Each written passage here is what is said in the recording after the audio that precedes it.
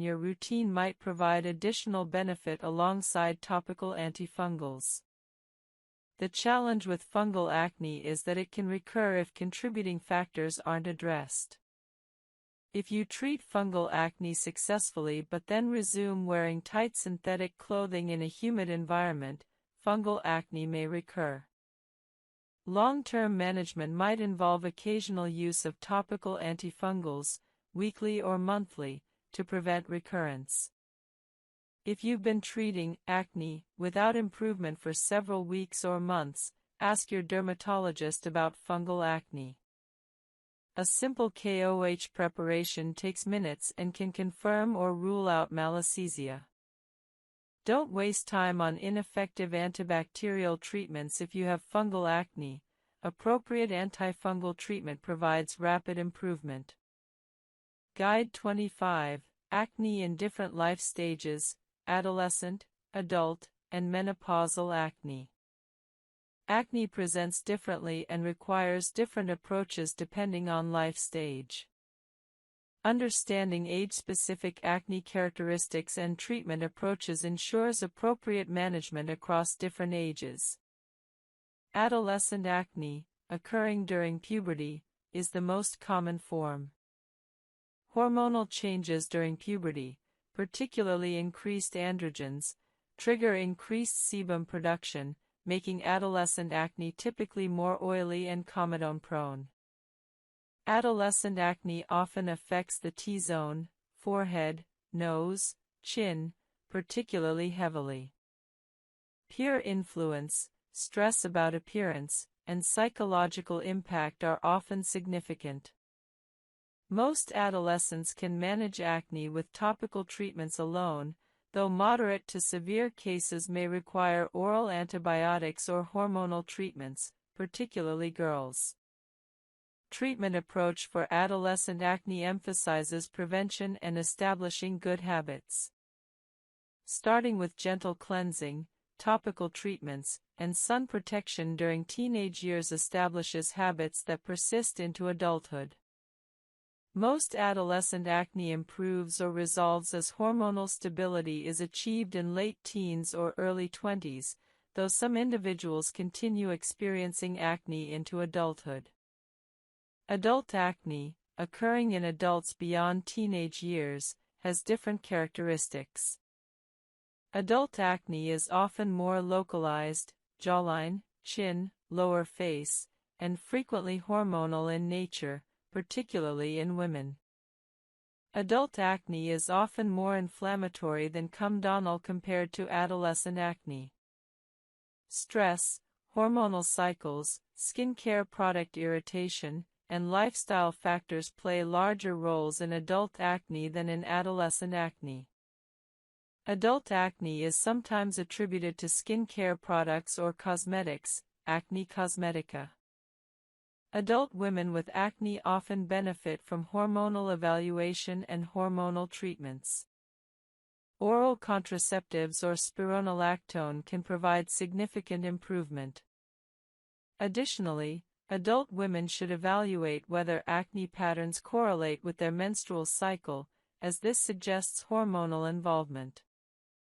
Adult male acne is less common than in adolescence but does occur. When it persists into adulthood, it's often quite severe and may warrant aggressive treatment including isotretinoin consideration if not responsive to standard treatments. Occupational factors sometimes contribute to adult acne. Individuals with occupations exposing them to oils, chemicals, or heat, mechanics, cooks, healthcare workers, sometimes experience acne from occupational exposure.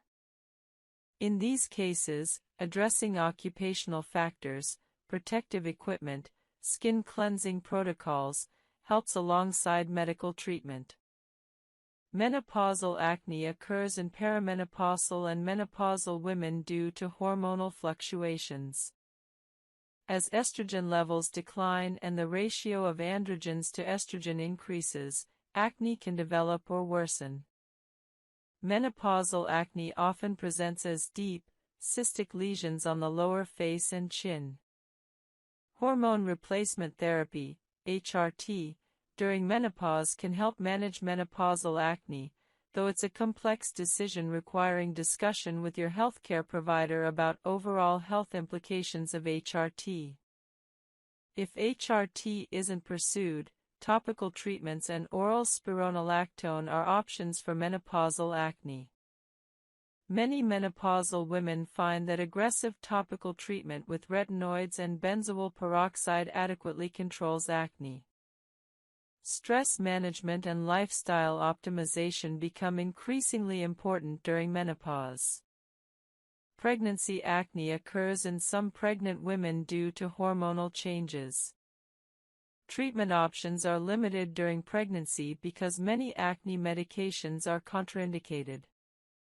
Isotretinoin is absolutely contraindicated due to severe teratogenic effects. Retinoids are generally avoided. Oral antibiotics like doxycycline are contraindicated. Spironolactone is contraindicated due to potential effects on male fetus development. Safe treatment options during pregnancy include topical benzoyl peroxide, topical azelaic acid, topical salicylic acid, though large-scale systemic absorption is theoretically possible with large-area application, and it's best used sparingly, and possibly topical clindamycin. Most women manage pregnancy acne with these limited options, prioritizing safety. Some pregnant women actually experience improvement in acne due to pregnancy hormonal changes, while others experience worsening. Postpartum acne sometimes occurs as hormones shift again after delivery. This usually resolves within several months, though if breastfeeding is occurring, some hormonal factors may persist. Standard acne treatments are generally safe while breastfeeding, though some medications require careful consideration. Discuss specific medications with your healthcare provider if treating acne while breastfeeding. Age-related changes in acne treatment tolerance are important. Adolescent skin is generally very resilient and tolerates aggressive treatment well. Aging skin becomes more sensitive and drier, requiring gentler treatments and more aggressive moisturizing even if using the same medications. An adolescent might tolerate 2% salicylic acid daily with minimal dryness, while a 45-year-old woman with the same treatment might experience excessive dryness and irritation, necessitating reduced frequency or concentration. Transitional acne between life stages sometimes occurs. A teenager transitioning to adulthood might experience changing acne patterns. An adult woman starting hormonal contraceptive might initially experience worsening acne before improvement. A woman entering perimenopause might experience acne worsening despite previous successful acne control. These transitions require reassessment and potential treatment adjustments. Psychological impact varies with age. Adolescent acne causes significant psychological distress due to developmental sensitivity about appearance and peer dynamics. Adult acne can cause depression and anxiety, particularly if unexpected after years of clear skin. Menopausal acne can be particularly frustrating as women are simultaneously managing other menopausal symptoms. Acknowledging the psychological impact and treating acne aggressively for mental health reasons is justified. Understanding your life stage allows you to set appropriate expectations and select appropriate treatments. Adolescents should prevent lifelong acne through good habits. Adults should identify contributing factors, stress, hormones, products, specific to their life circumstances. Menopausal women should recognize acne as a normal menopausal symptom and pursue appropriate treatment. Pregnant women should prioritize safety while still treating acne to maintain mental health. Postpartum women should understand that acne often resolves as hormones stabilize. Guide 26. Post-acne skin barrier repair and restoration after aggressive treatment. After intensive acne treatment, your skin barrier often requires dedicated repair and restoration. Understanding skin barrier function, signs of barrier compromise, and recovery strategies is essential for returning to healthy, resilient skin after aggressive treatment phases. Your skin barrier, also called the stratum corneum, consists of dead skin cells, corneocytes, bound together by lipids, creating a protective wall that prevents water loss and keeps irritants and pathogens out. When functioning optimally, your barrier is resilient, hydrated, and protective. When compromised by aggressive acne treatment, the barrier becomes. Of those who do experience some acne recurrence, it's typically mild and easily manageable with topical treatments, a vast improvement from their initial severe acne. Isotretinoin's effectiveness is why it's considered the gold standard for severe acne. The trade-off of potential side effects is justifiable when dealing with acne severe enough to cause permanent scarring or significant psychological distress. However, isotretinoin is teratogenic, meaning it causes severe birth defects if taken during pregnancy. This is the primary reason for its strict regulation and monitoring requirements. Any woman of childbearing age must use 2 reliable contraception methods while on isotretinoin and for 1 month after stopping. Monthly pregnancy tests are mandatory. This requirement, while burdensome, has made isotretinoin a reasonably safe option when guidelines are followed. Isotretinoin requires enrollment in the iPledge program in the United States.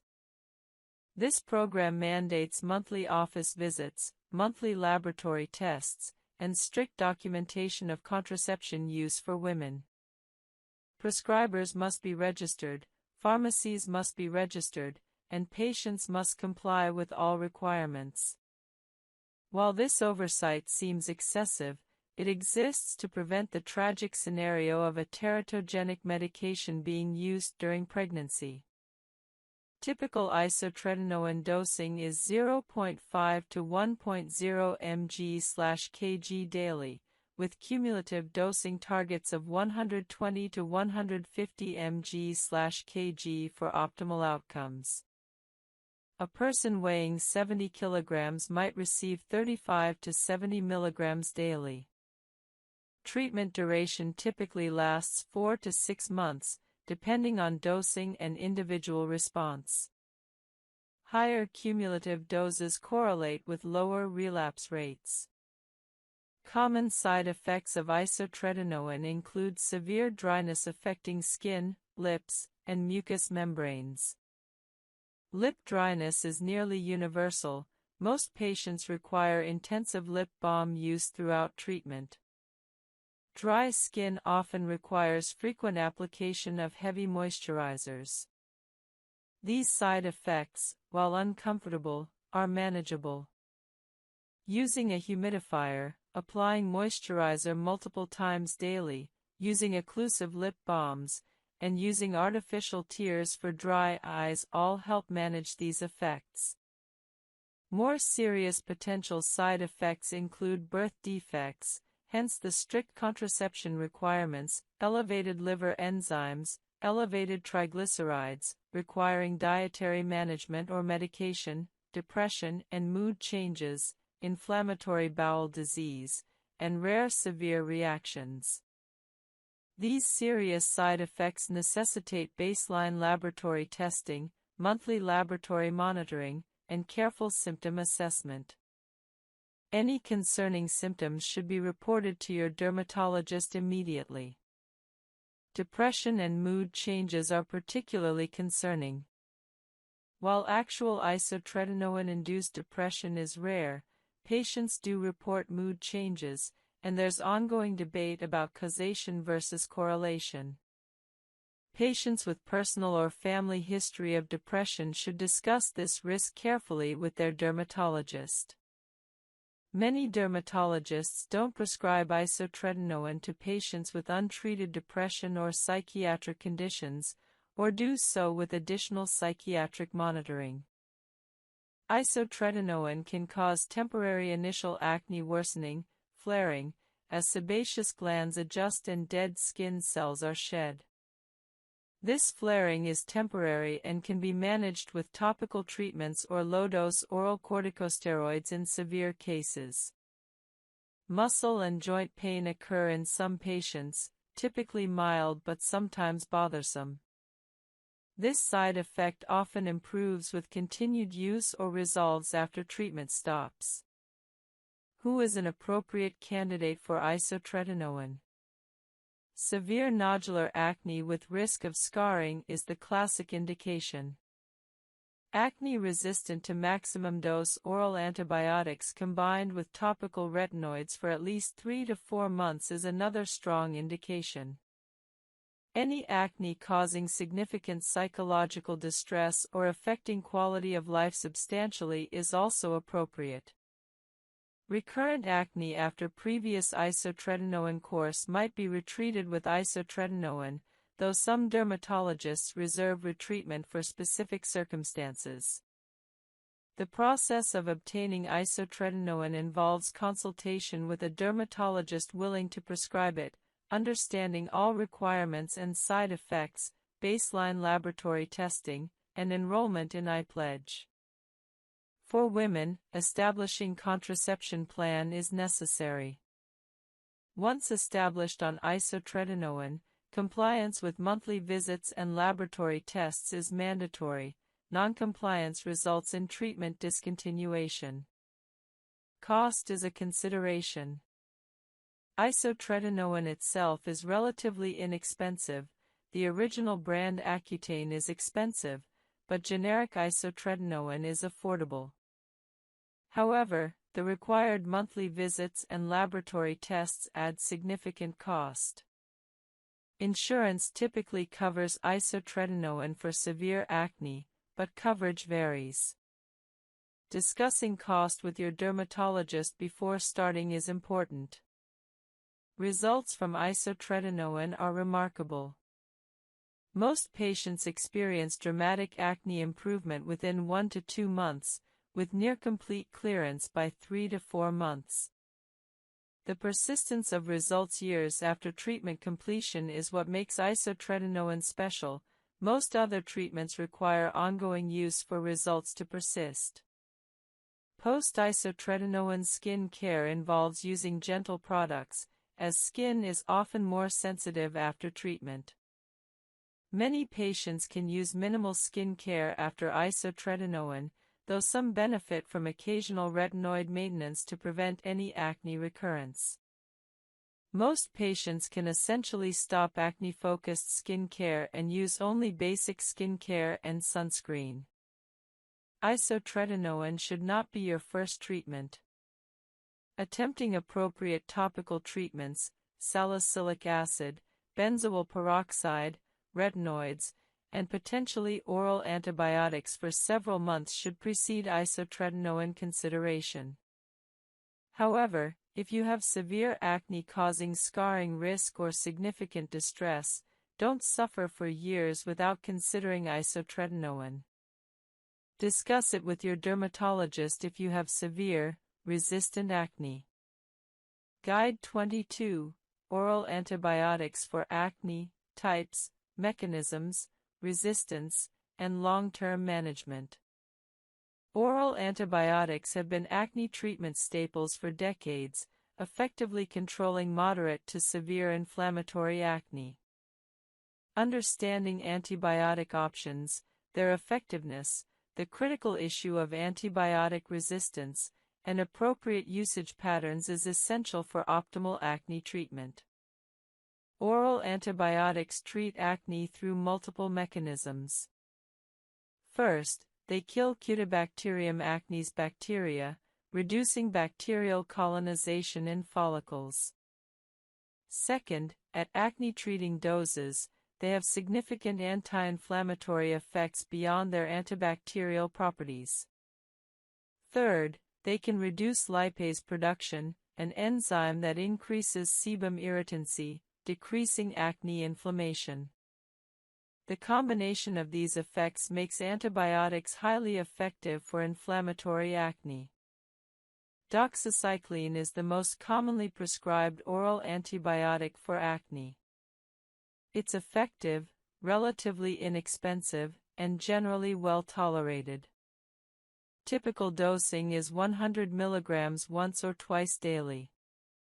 Doxycycline has additional anti-inflammatory effects beyond its antibacterial action, partly explaining its effectiveness for acne. However, doxycycline has notable drawbacks.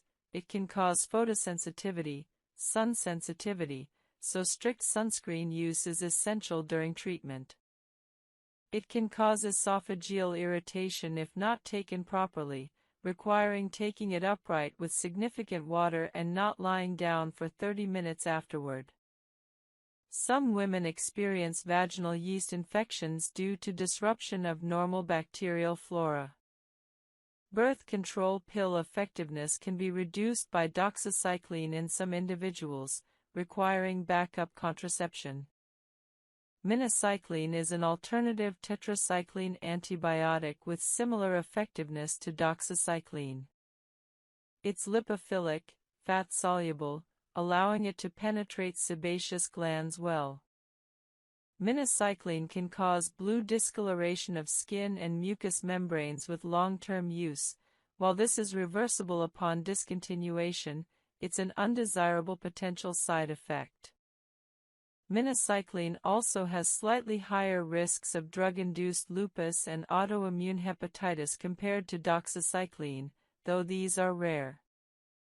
Many dermatologists now prefer doxycycline over minocycline due to these considerations. Azithromycin is a macrolide antibiotic sometimes used for acne. It's taken at lower doses than typical infection-treating doses, 250 mg 3 times weekly. Azithromycin has strong anti-inflammatory effects.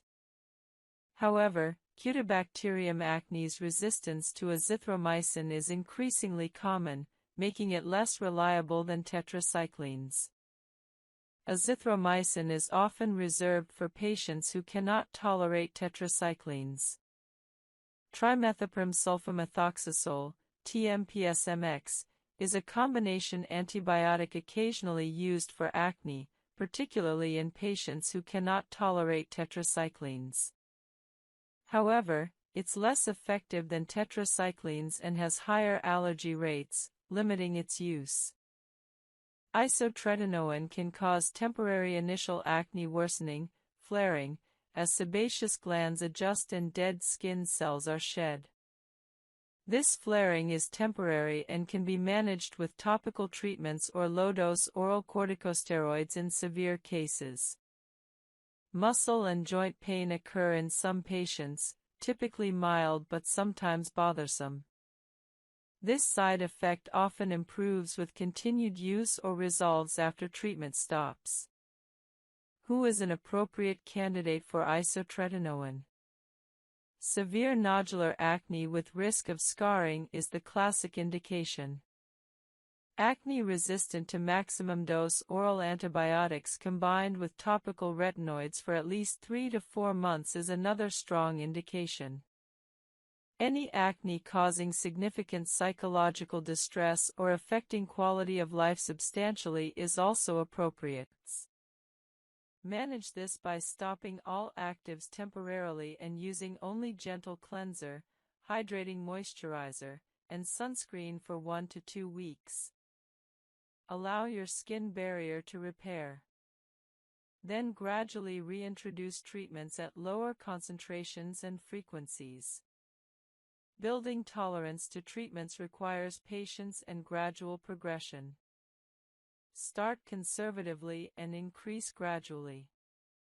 This approach takes longer initially but leads to better long-term outcomes than aggressive starting that causes severe side effects and treatment discontinuation. Remember that slow, consistent progress is preferable to fast progress interrupted by side effects forcing you to quit. Guide 19: The Complete Long-Term Acne Maintenance and Prevention Plan.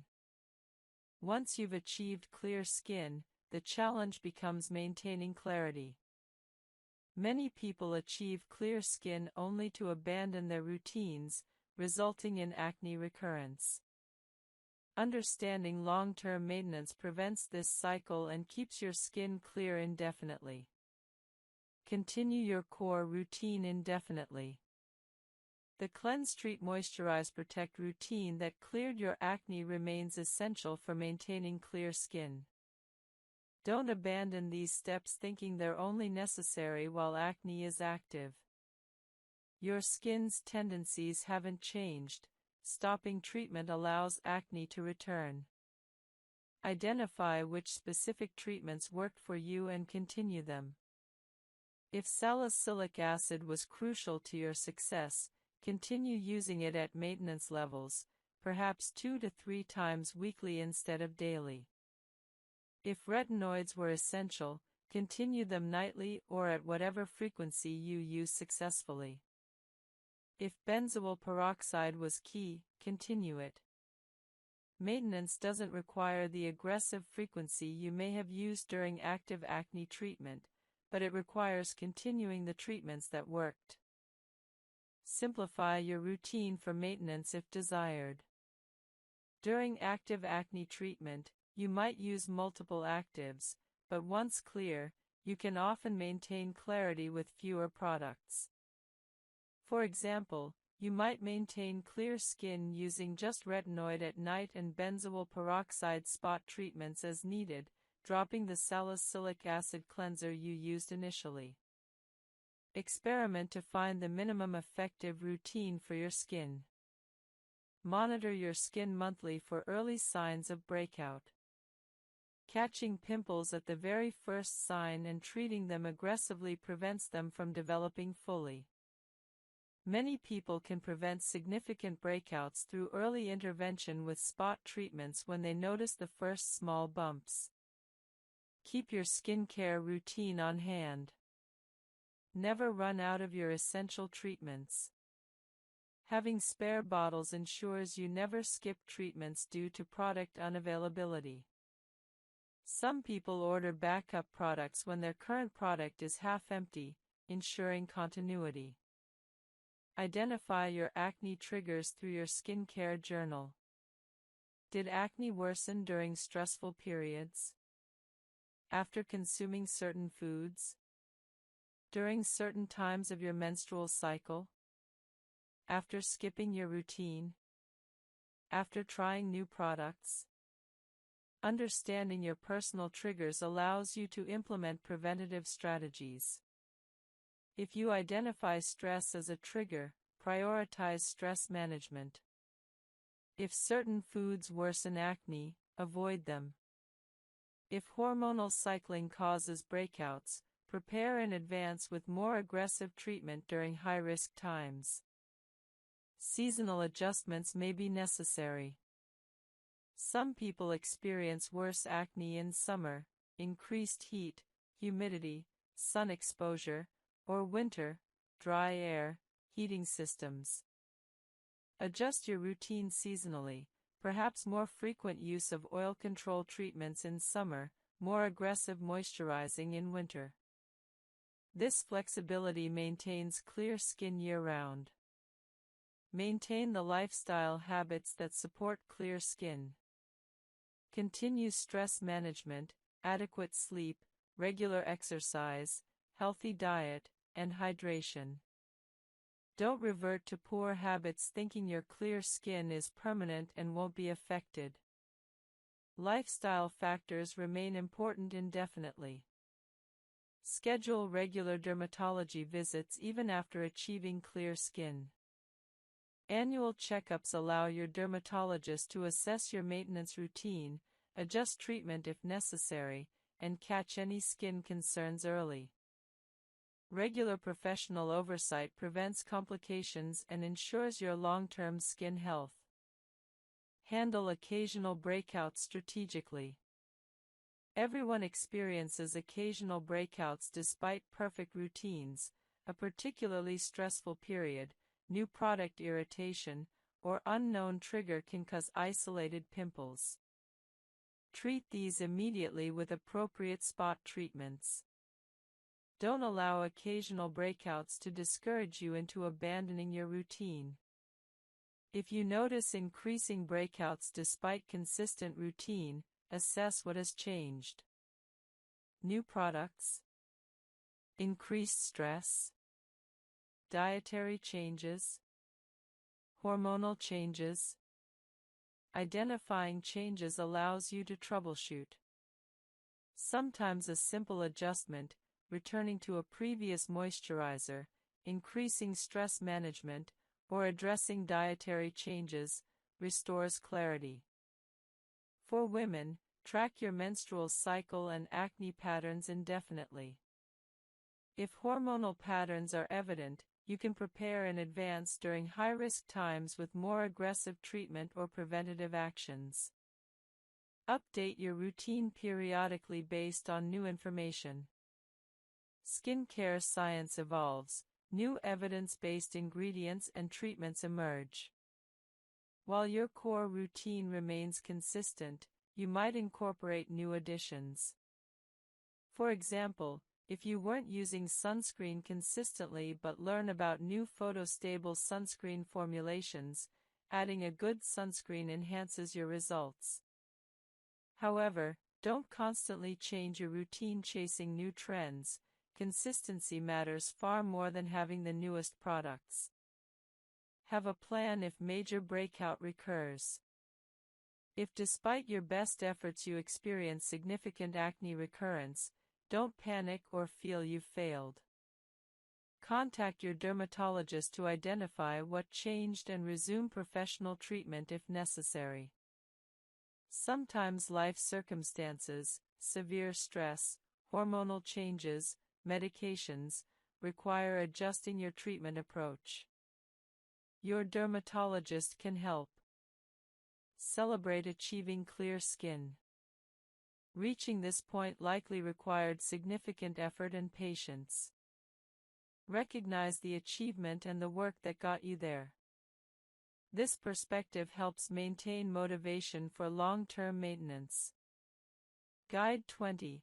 Integrating all components, your complete personalized acne treatment and maintenance blueprint. After understanding individual components of acne treatment, integrating them into a comprehensive, personalized blueprint is essential. No single treatment works for everyone.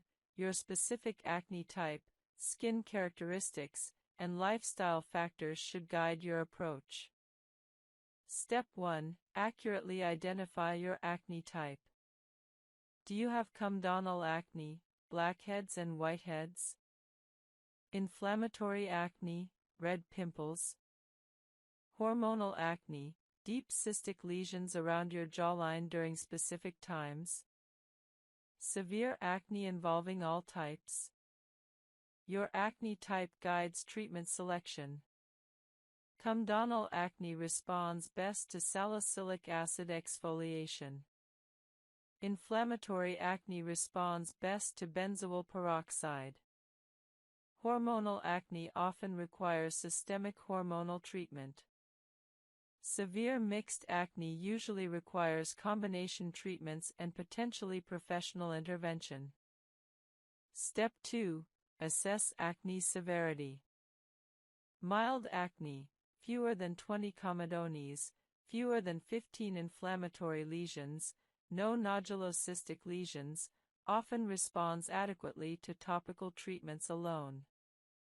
Moderate acne, 20 to 100 comedones, 15 to 50 inflammatory lesions, no nodulocystic lesions, typically requires combination topical treatments, possibly with professional treatments. Severe acne, extensive lesions, Numerous nodulocystic lesions usually require systemic treatment including oral antibiotics, hormonal treatments, or potentially isotretinoin. Step 3. Consider your lifestyle factors. Are you comfortable with multiple daily skincare steps? Can you prioritize sleep and stress management? Will you maintain consistency? These practical factors determine whether complex multi-step routines are realistic for you. Some people thrive with detailed routines, others do better with simplified approaches. Step 4. Design your core routine. Everyone benefits from a consistent cleanse, treat, moisturize, protect routine. Select specific products for each step based on your acne type. For comedonal acne, use a gentle cleanser, apply salicylic acid treatment, use a non-comedogenic moisturizer, apply sunscreen. For inflammatory acne, use a gentle cleanser, apply benzoyl peroxide treatment, use a moisturizer, apply sunscreen. For mixed or severe acne, consider consulting a dermatologist for prescription treatments. Step 5. Start conservatively with treatments. Begin with a single, stimulating sebaceous gland activity and follicular changes. This is why adolescent acne is so common and often severe. Acne's psychological impact during adolescence is particularly significant due to developmental sensitivity about appearance and social dynamics. Acne during formative teenage years can cause lasting psychological effects. Taking adolescent acne seriously and treating it appropriately is justified. Guide 98, Acne and Body Dysmorphic Disorder, Distinguishing Clinical Concern from Pathology. Body dysmorphic disorder, BDD, is excessive preoccupation with perceived appearance flaws, sometimes involving acne. Distinguishing between appropriate concern about actual acne and BDD helps ensure appropriate treatment. Normal acne concern involves recognizing acne exists, wanting to treat it, and feeling moderately bothered. This is appropriate and doesn't indicate pathology. BDD involves disproportionate distress about minor or imagined flaws, repetitive behaviors, mirror checking, skin picking, comparing, significant functional impairment, and disproportionate appearance focus. Someone with BDD focused on acne might have minimal actual acne but experience severe distress and dysfunction from perceived severe acne. BDD requires mental health treatment, therapy, sometimes medications, rather than dermatological treatment alone. Treating actual acne doesn't resolve BDD if actual acne isn't the primary problem. Recognizing BDD allows appropriate referral to mental health providers. Dermatologists familiar with BDD can identify it and recommend mental health evaluation. Having actual acne doesn't preclude also having BDD. Someone might have real acne and also have disproportionate BDD-related distress. Guide 99, Acne Treatment Optimization through N-of-1 Experimentation. N-of-1 trials involve testing treatments in yourself systematically to determine what works best for your specific skin. This personalized approach optimizes your individual treatment. N-of-1 testing involves trying one treatment change at a time, tracking results objectively, comparing periods with and without treatment. For example, testing whether dairy worsens your acne. Eliminate dairy for 4 weeks while maintaining everything else constant, track acne objectively, then reintroduce dairy and track acne again. If acne improved without dairy and worsens with dairy reintroduction, dairy is likely a personal trigger. Similarly, testing whether specific products, ingredients, stressors, or other factors affect your acne. Using single-variable experimentation personalizes your treatment. Tracking variables, diet, sleep, stress, products used, acne status, in a detailed journal enables N-of-1 analysis revealing personal patterns. This personalized approach identifies your specific acne triggers and treatment responses better than general recommendations, since everyone's acne differs. Guide 100, Acne Future, Emerging Research, Potential Breakthroughs, and What's Next. Acne research continues advancing, with numerous promising approaches under investigation. Understanding emerging research provides hope for improved future treatments. Microbiome-targeted treatments using probiotics or postbiotics specifically addressing acne-associated microbiota changes are in development.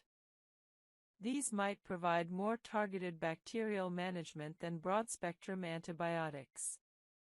Precision medicine approaches using genetic testing to predict acne predisposition and treatment response are emerging. Personalized treatment based on genetic profiles might become reality. Immunotherapy approaches boosting immune response to acne bacteria or reducing inflammation are under investigation. Nanotechnology delivery systems enabling more targeted, deeper drug delivery are advancing.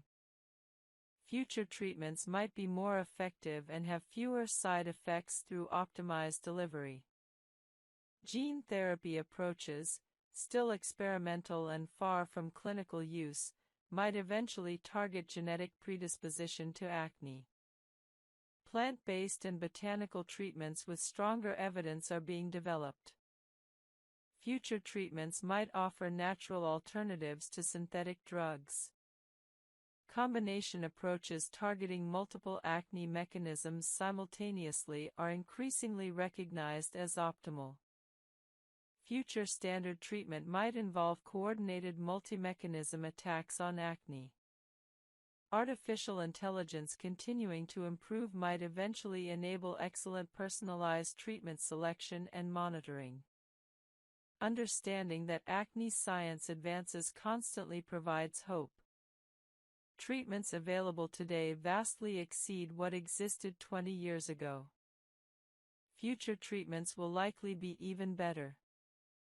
Your acne is treatable now with current treatments. However, if current treatment's insufficient, future advances might provide new options. Either way, clear skin is achievable. Starting with gentle treatments is appropriate for adolescents. Many teenagers' skin is quite resilient and tolerates strong treatments well, but starting conservatively establishes good habits. Teaching proper skincare techniques during adolescence establishes lifelong habits. Involving adolescents in treatment decisions increases compliance. Understanding why treatments are recommended, how to use them properly, and what results to expect improves adherence. Adolescents who feel involved in their treatment are more likely to stick with routines. Addressing acne myths prevalent among adolescents: chocolate causes acne, poor hygiene causes acne, etc., prevents reinforcing false beliefs and harmful behaviors. Professional dermatology involvement is appropriate even for moderate adolescent acne, as dermatologists can recommend appropriate treatments and monitor for complications like scarring. Discussing how acne affects emotional well-being opens conversations about mental health support if needed. If acne is causing depression or anxiety, professional mental health support should be offered. Realistic expectations help adolescents understand that acne improvement takes weeks to months, not days. Understanding this prevents discouragement. Guide 68, Acne in Older Adults, Age-Related Changes and Treatment Adjustments. Acne persisting into or developing in older adults has unique characteristics requiring age-specific management adjustments. Adult acne in those over 40 or 50 is often hormonally driven, particularly in women during perimenopause and menopause, and typically more inflammatory than comedonal compared to teenage acne. Aging skin is Guide 22. Oral antibiotics for acne, types, mechanisms, resistance, and long-term management. Oral antibiotics have been acne treatment staples for decades, effectively controlling moderate to severe inflammatory acne. Understanding antibiotic options, their effectiveness, the critical issue of antibiotic resistance, and appropriate usage patterns is essential for optimal acne treatment. Oral antibiotics treat acne through multiple mechanisms. First, they kill Cutibacterium acnes bacteria, reducing bacterial colonization in follicles. Second, at acne-treating doses, they have significant anti-inflammatory effects beyond their antibacterial properties. Third, they can reduce lipase production, an enzyme that increases sebum irritancy, decreasing acne inflammation. The combination of these effects makes antibiotics highly effective for inflammatory acne. Doxycycline is the most commonly prescribed oral antibiotic for acne. It's effective, relatively inexpensive, and generally well tolerated. Typical dosing is 100 mg once or twice daily.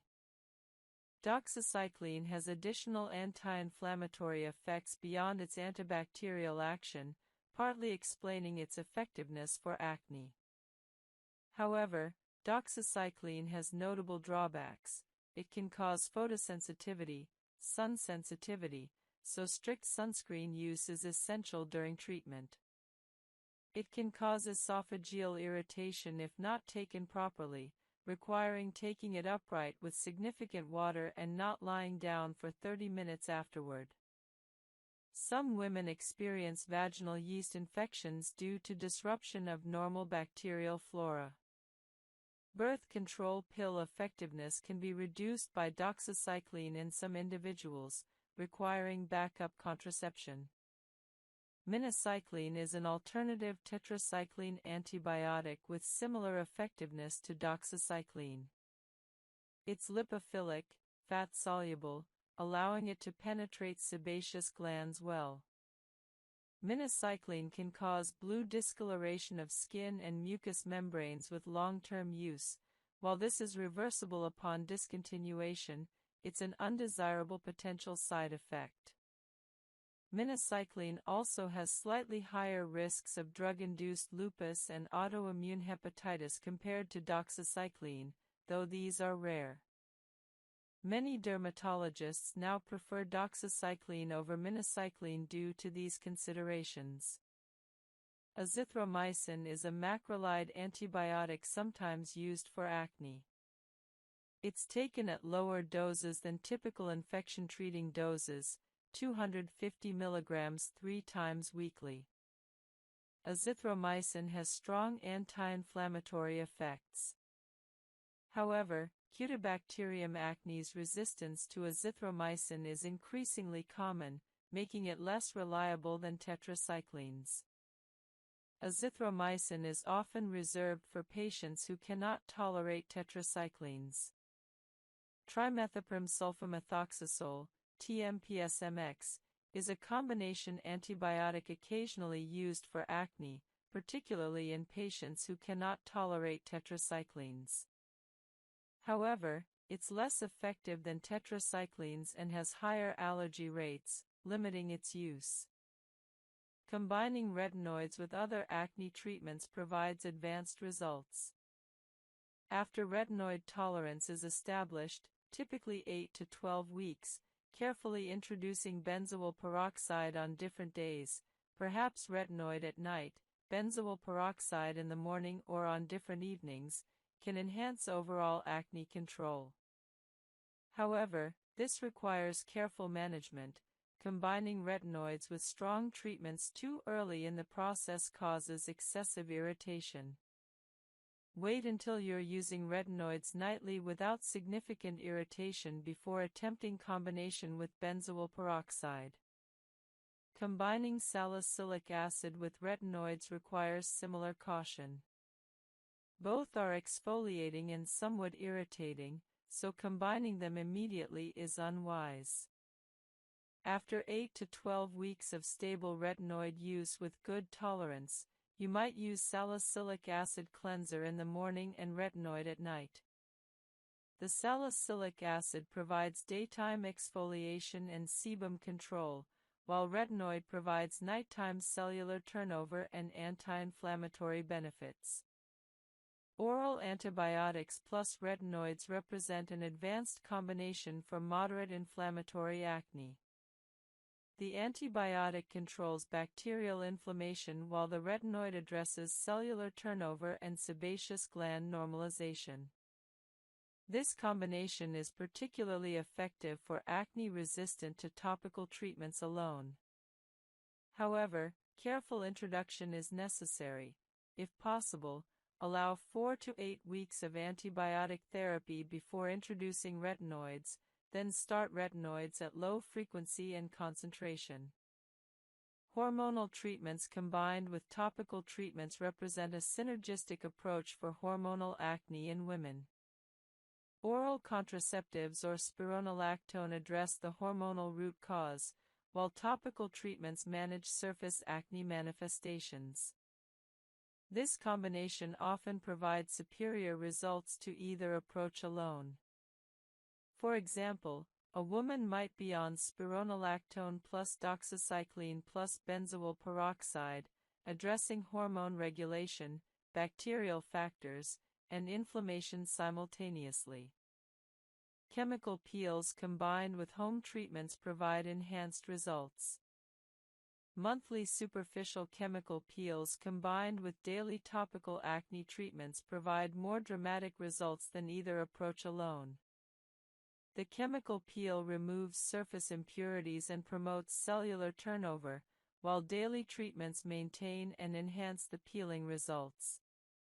Vitamin C plus niacinamide represents a complementary antioxidant combination that doesn't directly treat acne but provides skin-supportive benefits. Both are non-irritating and well-tolerated together. Apply vitamin C in the morning for antioxidant protection, and niacinamide can be included in morning or evening moisturizers. These support overall skin health during active acne treatment. Important principles for combination therapy. Never introduce multiple new treatments simultaneously. If you want to combine treatments, introduce them sequentially. Establish tolerance to one treatment before adding another. For example, establish stable benzoyl peroxide use for 4 weeks before adding salicylic acid to your routine. Use complementary treatments on different parts of your routine when possible. For example, use salicylic acid cleanser in the morning, brief contact, mild treatment, and benzoyl peroxide leave-on at night, extended contact, potentially more irritating. This separation minimizes cumulative irritation. Monitor for excessive irritation. If combining treatments causes significant redness, dryness, peeling, or sensitivity beyond what either treatment alone causes, reduce frequency of one or both treatments. You can use both treatments but at lower frequencies, for example, benzoyl peroxide once daily instead of twice daily, or salicylic acid 2 to 3 times weekly instead of daily. The sandwich method reduces irritation when combining treatments. Apply your first treatment, perhaps benzoyl peroxide, wait 20 minutes, apply moisturizer, then apply your second treatment, perhaps retinoid. This dilutes treatment somewhat and reduces irritation while maintaining efficacy. Some combinations should be avoided or approached cautiously. Vitamin C and benzoyl peroxide together can reduce vitamin C effectiveness, so apply these at different times.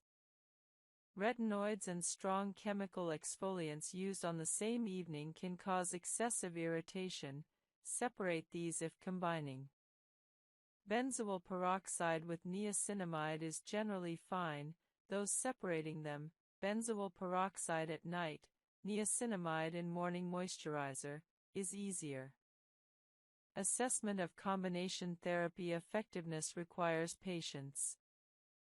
Most people need 8 to 12 weeks of consistent combination therapy to determine if it's working well. Acne doesn't improve overnight. Allow adequate time for evaluation. Adjusting combinations based on response is important. If one component seems essential while another isn't providing obvious benefit, you might discontinue the less beneficial component. Conversely, if you're experiencing insufficient improvement, you might increase one component's frequency or concentration, or add an additional treatment, perhaps adding retinoid to an existing benzoyl peroxide and salicylic acid combination. Professional guidance is valuable when considering combination therapy for severe acne. Your dermatologist can recommend appropriate combinations, warn about potential interactions, and guide introduction sequencing. Don't hesitate to discuss combination therapy approaches with your dermatologist. Guide 24, Understanding and Managing Fungal Acne, Malassezia folliculitis. Fungal acne, more accurately called Malassezia folliculitis or Pityrosporum folliculitis, is often misdiagnosed as bacterial acne. This condition presents similarly to acne but results from yeast overgrowth rather than bacterial infection, requiring different treatment approaches. Understanding this condition prevents prolonged ineffective treatment with standard acne medications. Malassezia is a naturally occurring yeast on human skin. In most people, it colonizes skin without causing problems. However, in some individuals, conditions favor Malassezia overgrowth, leading to follicle inflammation and fungal acne appearance. Unlike bacterial acne caused by Cutibacterium acnes, fungal acne results from yeast proliferation. Fungal acne typically appears as uniform, small pustules, often in clusters on the back, chest, and shoulders, though facial fungal acne occurs. The pustules are often quite uniform in size and appearance, less variable than typical bacterial acne. Fungal acne is often very itchy or uncomfortable, more so than typical acne. It often appears or worsens after antibiotic courses, as antibiotic elimination of competing bacteria allows Malassezia to proliferate unopposed. Several factors promote Malassezia overgrowth. Warm, humid environments favor yeast growth, explaining why fungal acne often worsens in summer or in humid climates. Excessive sweating creates favorable conditions. Wearing tight, non-breathable clothing traps moisture and heat, promoting yeast overgrowth. Immunosuppression or diabetes can promote yeast overgrowth. Recent antibiotic courses allow Malassezia to proliferate. Oil-based products and heavy moisturizers can promote yeast growth in susceptible individuals. Diagnosing fungal acne requires suspicion. If your acne doesn't respond to standard acne treatments, doesn't respond to antibiotics, or started after antibiotics, fungal acne is possible. Your dermatologist can perform a KOH, potassium hydroxide, preparation or fungal culture to confirm Malassezia, though clinical diagnosis is often sufficient. Standard bacterial acne treatments are ineffective for fungal acne because they don't address yeast. Benzoyl peroxide and salicylic acid have minimal effect on Malassezia. Antibiotics don't treat yeast. Retinoids don't specifically treat yeast. Using these treatments on fungal acne can be frustrating. You follow a good acne regimen but see no improvement because the underlying cause isn't bacterial. Topical antifungals effectively treat fungal acne. Ketoconazole, available in shampoos and creams, kills malassezia. Apply 2% ketoconazole cream to affected areas daily. As I do, and those who matter don't judge me based on temporary skin condition. This isn't denying acne reality but maintaining perspective. Social support is protective. Talking with friends, family, or support groups about acne-related stress reduces isolation. Many people are surprised to learn how many others have experienced acne and understand its psychological impact. Online acne support communities can provide connection and perspective from others who truly understand the experience. Professional mental health support is appropriate if acne causes depression, anxiety, or social withdrawal. A therapist can help with acne-related body image concerns, anxiety, and depression. Therapy combined with medical acne treatment often produces better outcomes than medical treatment alone for those with significant psychological impact. Dermatology-specific cognitive behavioral therapy, CBT, exists for conditions like acne where the medical component is intertwined with psychological factors. This specialized therapy combines dermatological education with psychological techniques for managing appearance-related anxiety and acne-related stress. If available, dermatology CBT can be particularly helpful. Mindfulness and acceptance-based approaches help by reducing the mental energy spent fighting against acne reality. Rather than, "I shouldn't have acne, this is unfair," acceptance involves, "I currently have acne, this is a medical condition I'm actively treating. I can't control its presence right now, but I can control my response." This reduces suffering while maintaining motivation to treat acne. Stress management is particularly important because stress worsens acne through multiple physiological mechanisms: cortisol production, inflammation increase, immune dysfunction. Therefore, reducing stress not only improves mental health but also improves acne. Meditation, yoga, regular exercise, adequate sleep, and enjoyable activities all reduce stress and support both mental health and acne improvement. Appearance-focused repetitive behaviors like mirror checking, skin picking, and comparing yourself to others on social media exacerbate acne-related psychological distress. Reducing these behaviors through deliberate practice improves mental health. Set limits on mirror checking, perhaps checking appearance once in the morning and evening rather than constantly throughout the day. Limit social media exposure, particularly platforms emphasizing appearance.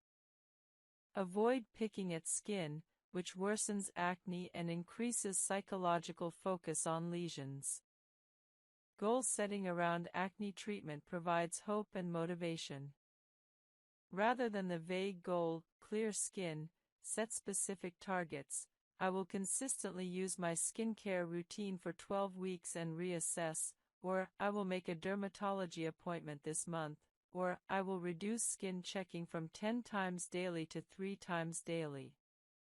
These concrete goals provide motivation and measurable progress. Celebrating small improvements maintains motivation.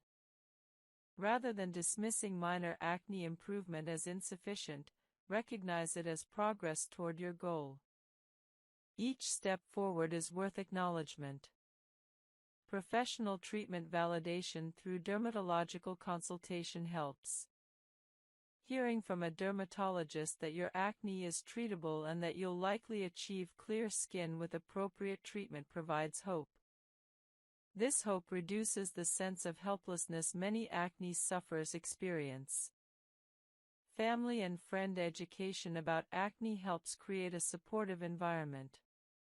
Explaining to loved ones that acne is a medical condition, not poor hygiene or personal failure, often shifts their perspective and increases support. Medication consideration for acne-related depression or anxiety should be discussed with a mental health professional if psychological distress is severe. Combined medical and psychiatric treatment can be necessary and appropriate for some individuals. The timeline of acne treatment has psychological implications. Understanding that improvements typically take 8 to 12 weeks reduces the despair of not seeing immediate results. Knowing that this is normal rather than treatment failure helps maintain consistency during the early phases when visible improvement hasn't yet occurred. Guide 29, Acne-Safe Cosmetics and Makeup, Products that don't trigger breakouts. For many people with acne, cosmetics worsen breakouts through pore clogging or ingredient irritation. Understanding acne-safe makeup and cosmetics allows you to use cosmetics without exacerbating acne. This is particularly important for those using makeup for confidence or professional purposes. Acne cosmetica specifically refers to acne triggered or worsened by cosmetic products. This condition differs from acne triggered by other factors, it's purely product-induced. Recognizing whether your acne is acne cosmetica helps you address the root cause, stopping or switching the cosmetic product. Non-comedogenic labeling indicates products formulated not to clog pores or trigger acne in most people. However, non-comedogenic is not strictly regulated by the FDA, and what's non-comedogenic for one person might be comedogenic for another. Non-comedogenic labeling provides guidance but isn't a guarantee. Foundation is perhaps the most likely cosmetic product to trigger acne, as it's applied to large facial areas and remains on skin for extended periods. Silicone-based foundations often trap bacteria and sebum more readily than other formulations. Oil-free, water-based, or mineral foundations are generally better tolerated by acne-prone skin. Powder foundations allow better skin breathing than heavy liquid foundations. Additionally, looser application, don't cake it on, reduces pore clogging. Primers can exacerbate acne by creating an occlusive barrier over skin. If you use primer, choose lightweight formulations and don't over-apply. Some people with acne find that skipping primer entirely reduces breakouts without sacrificing makeup staying power. Concealers often contain heavy pigments and binders that can clog pores. Use sparingly, focusing concealer only on areas actually needing coverage rather than applying all over the face. Cream concealers are often heavier than stick or powder formulations. Powder concealers are generally lighter and better tolerated by acne-prone skin. Blushes in powder form are generally better tolerated than cream or liquid formulations.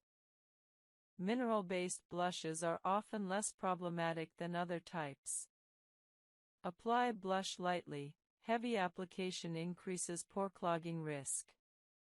Setting sprays and powders can help prevent foundation migration while reducing the need for heavy foundation application. Light powder setting rather than additional product buildup can actually improve makeup longevity while reducing acne trigger risk. Eyeshadow, eyeliner, and mascara are less likely to trigger facial acne, unless you're rubbing your eyes and transferring product to your face. However, avoid eyeshadow that falls onto your cheeks or near your cheekbones where it might clog pores. Waterproof mascara and eyeliner can be harder to remove, potentially leaving residue that accumulates and irritates skin. Ensuring thorough removal of eye products is important.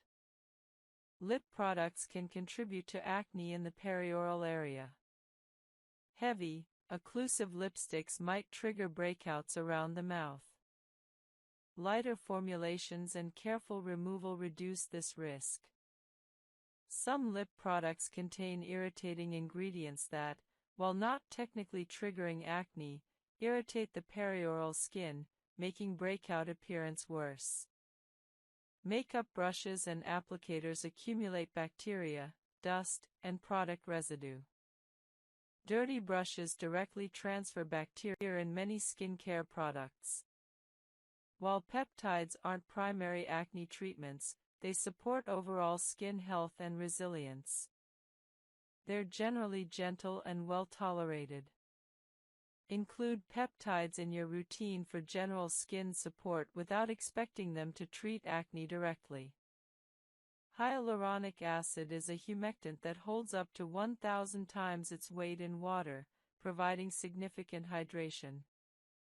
While it doesn't treat acne, maintaining proper hydration through hyaluronic acid improves skin function and barrier health. Using hyaluronic acid serums or moisturizers provides hydration support for acne-prone skin.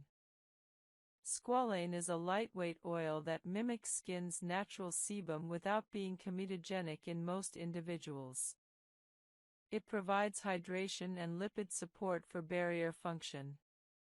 Squalane is particularly useful for acne-prone skin that needs lipid support without the pore-clogging risk of heavier oils.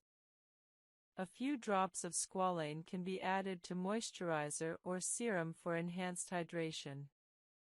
Niacinamide, vitamin B3, has multiple beneficial effects for acne-prone skin. It has mild antibacterial and anti-inflammatory properties, reduces sebum production, minimizes pore size, and strengthens the skin barrier. At 4 to 5% concentration in serums or moisturizers, used daily, niacinamide provides noticeable benefits. It's also gentle enough to use with other actives without concern. Alpha-lipoic acid is a powerful antioxidant that penetrates both water and lipid layers of skin. It reduces inflammation, supports barrier function, and has some evidence for acne reduction through anti-inflammatory mechanisms. Alpha-lipoic acid is typically used in serums at 5% concentration, applied daily. It's generally well tolerated but can cause mild irritation in very sensitive skin. Ferulic acid is a plant-derived antioxidant that works synergistically with vitamins C and E for enhanced antioxidant protection. Ferulic acid also has direct anti-inflammatory effects.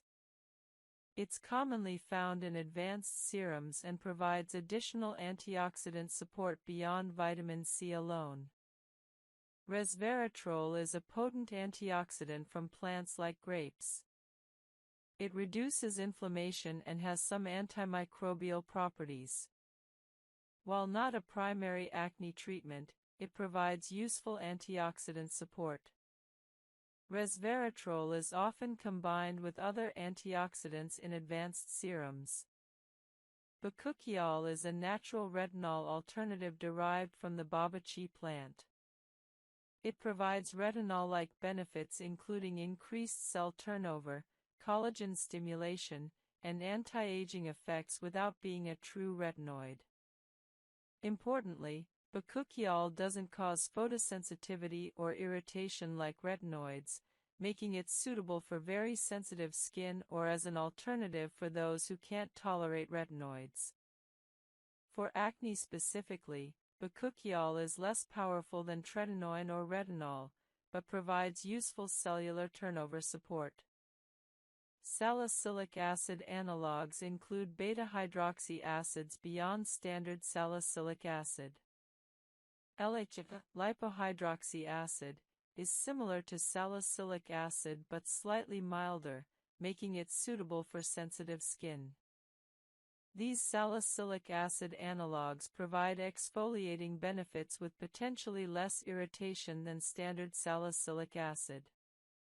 Azelaic acid, beyond its use for hyperpigmentation, has direct acne-fighting properties. At 10 to 15% concentration, azelaic acid has antibacterial, anti-inflammatory, and anti-keratinizing effects.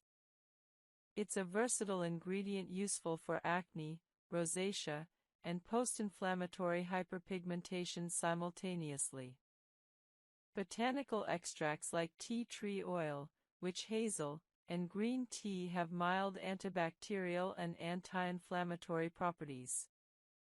While weaker than pharmaceutical actives, they provide supportive benefits. Many skincare products combine multiple botanical extracts for cumulative benefit. These are generally well tolerated, making them suitable for sensitive skin seeking some acne support without strong pharmaceutical actives.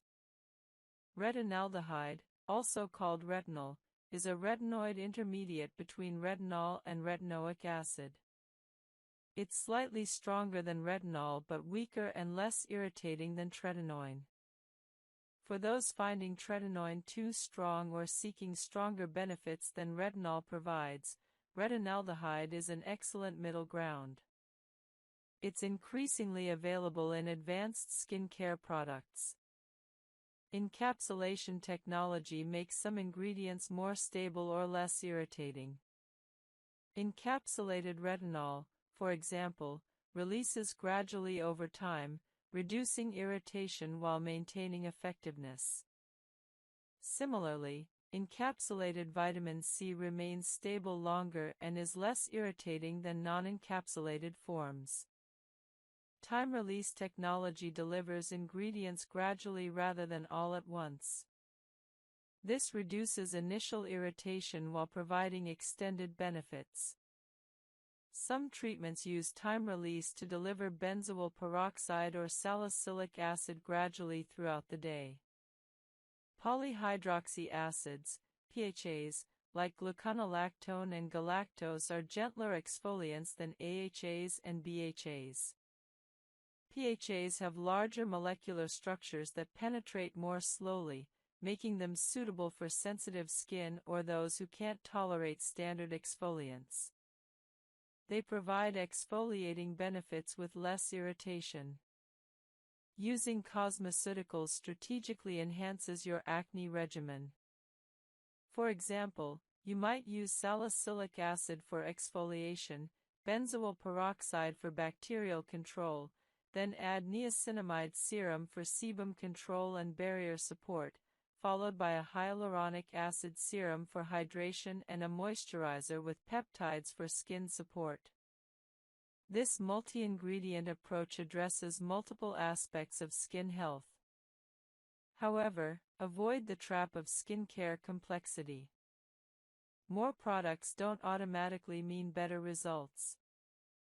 Focus on core treatments: cleanse, treat with proven actives, moisturize, protect, then add supportive ingredients. A simple routine with proven actives beats a complex routine with unproven ingredients. Guide 28, Acne and Mental Health, Psychological Impact and Management Strategies. Acne's psychological and emotional effects are profound and often underestimated. Understanding acne's mental health impact and implementing strategies to manage the psychological component is essential for overall well-being during acne treatment. The psychological burden of acne is real and significant. Studies consistently demonstrate that acne causes depression, anxiety, reduced self-esteem, and social withdrawal in many sufferers. This burden is disproportionate to acne's physical severity. Even mild acne can cause substantial psychological distress, while severe acne might cause less psychological impact in individuals with resilient self-image. Visible acne, particularly on the face, affects how others perceive you and how you believe others perceive you. This perception, whether accurate or not, influences social interactions and self-confidence. Many acne sufferers report avoiding social situations, dating, or professional opportunities due to acne-related anxiety. Some experience body image disturbance and depression stemming from acne. The unpredictability of acne exacerbates psychological distress. Not knowing when breakouts will occur, having acne that doesn't respond to treatment despite best efforts, and experiencing setbacks after progress all contribute to frustration, helplessness, and depression. The search for the right treatment becomes emotionally exhausting. Acne's psychological impact justifies aggressive medical treatment even for acne that isn't technically severe by dermatological standards. If acne causes significant psychological distress, depression, or anxiety affecting quality of life, treatment should be pursued regardless of how many lesions you have. Your mental health is legitimate reason for professional acne treatment. Several psychological strategies help manage acne-related distress. Cognitive reframing involves recognizing and challenging negative thoughts about acne.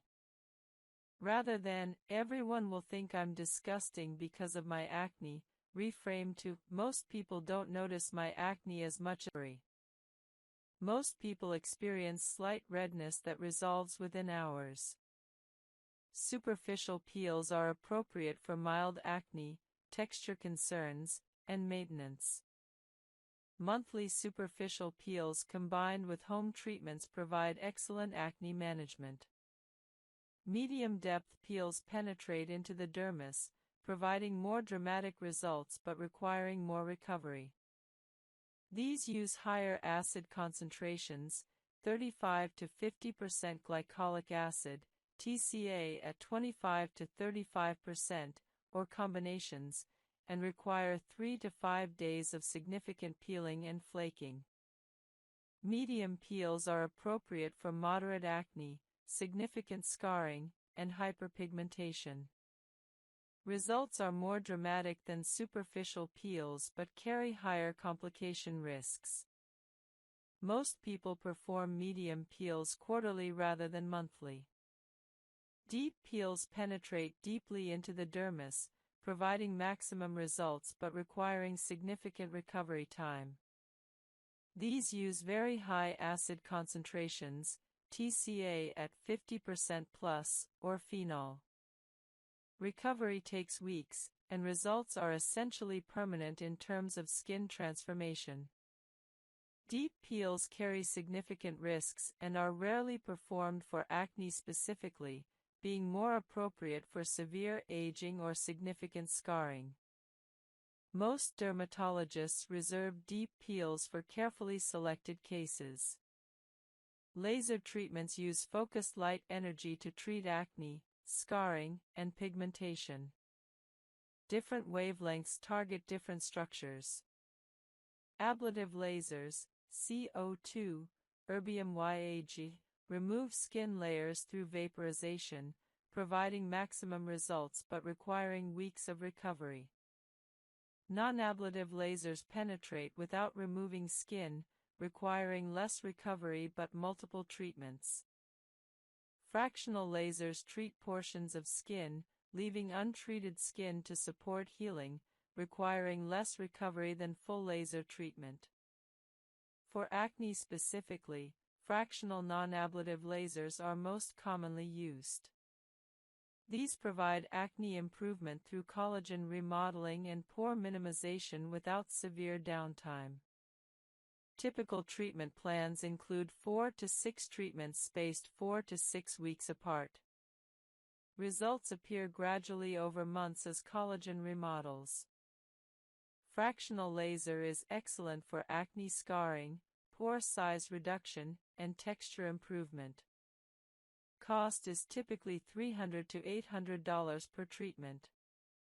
Blue light therapy uses specific light wavelengths, around 415 nanometers, to kill acne-causing bacteria. Treatments are painless, require no downtime, and are suitable even for sensitive skin. Most treatment plans include 8 to 12 treatments performed twice weekly. Blue light is particularly valuable for antibacterial acne treatment without systemic antibiotics. Cost is typically $75 to $150 per treatment. Photodynamic therapy, PDT, combines a photosensitizing agent, topical aminolevulinic acid or methylaminolevulinate, applied to skin with subsequent light activation. PDT kills bacteria, reduces sebum production, and improves acne. Treatments are followed by 24 to 48 hours of photosensitivity and significant redness. Results are dramatic but require recovery time. PDT is reserved for severe acne resistant to other treatments. Radiofrequency, RF, treatments deliver radiofrequency energy deep into skin, stimulating collagen, reducing sebum production, and improving acne. Multiple treatments are necessary, typically 4 to 6 treatments spaced 3 to 4 weeks apart. Radiofrequency is gentle, requires no downtime, and is suitable for various skin types. Results include both acne improvement and skin tightening. Microneedling creates controlled microinjuries triggering collagen production and skin remodeling. For acne, microneedling improves scarring and texture. For active acne, microneedling isn't appropriate as it can spread bacteria.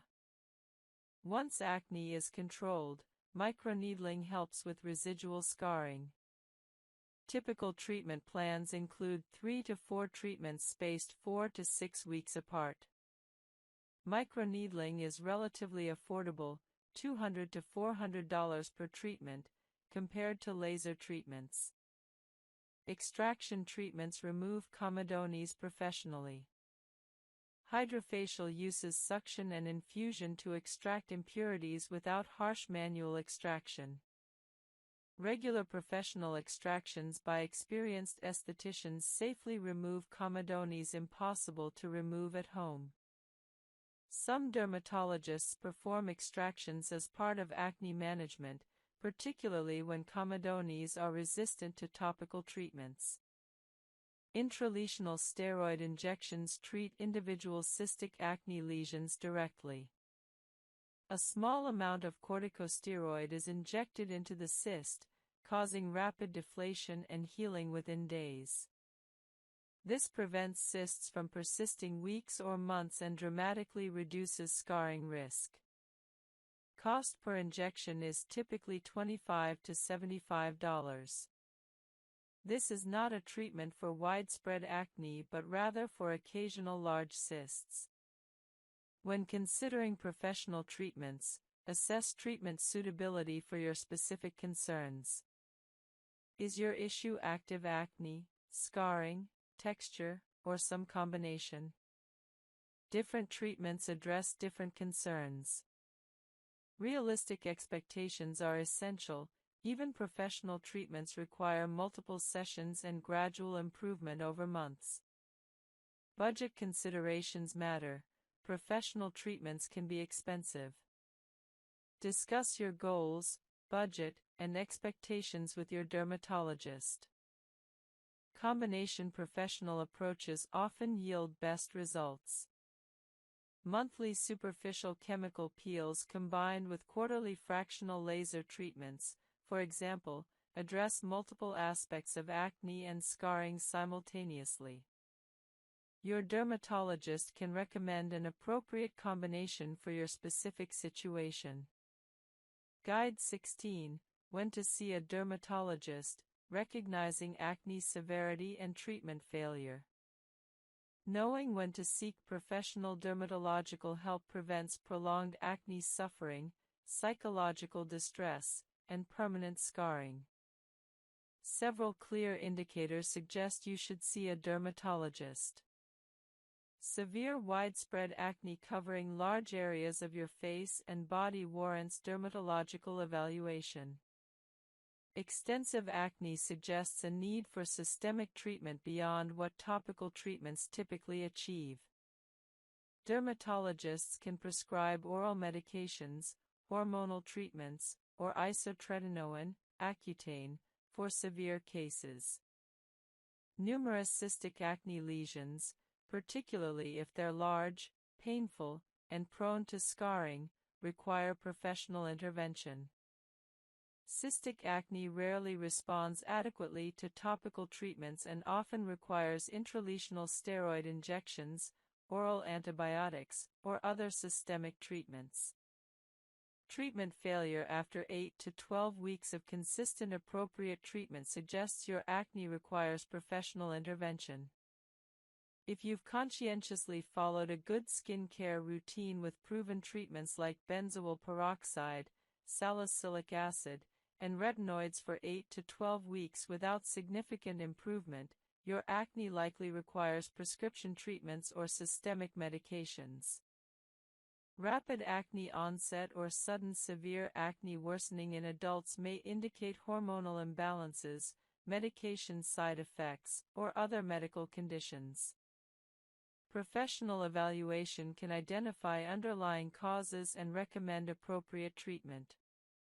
Women experiencing sudden severe acne should be evaluated for PCOS or other hormonal disorders.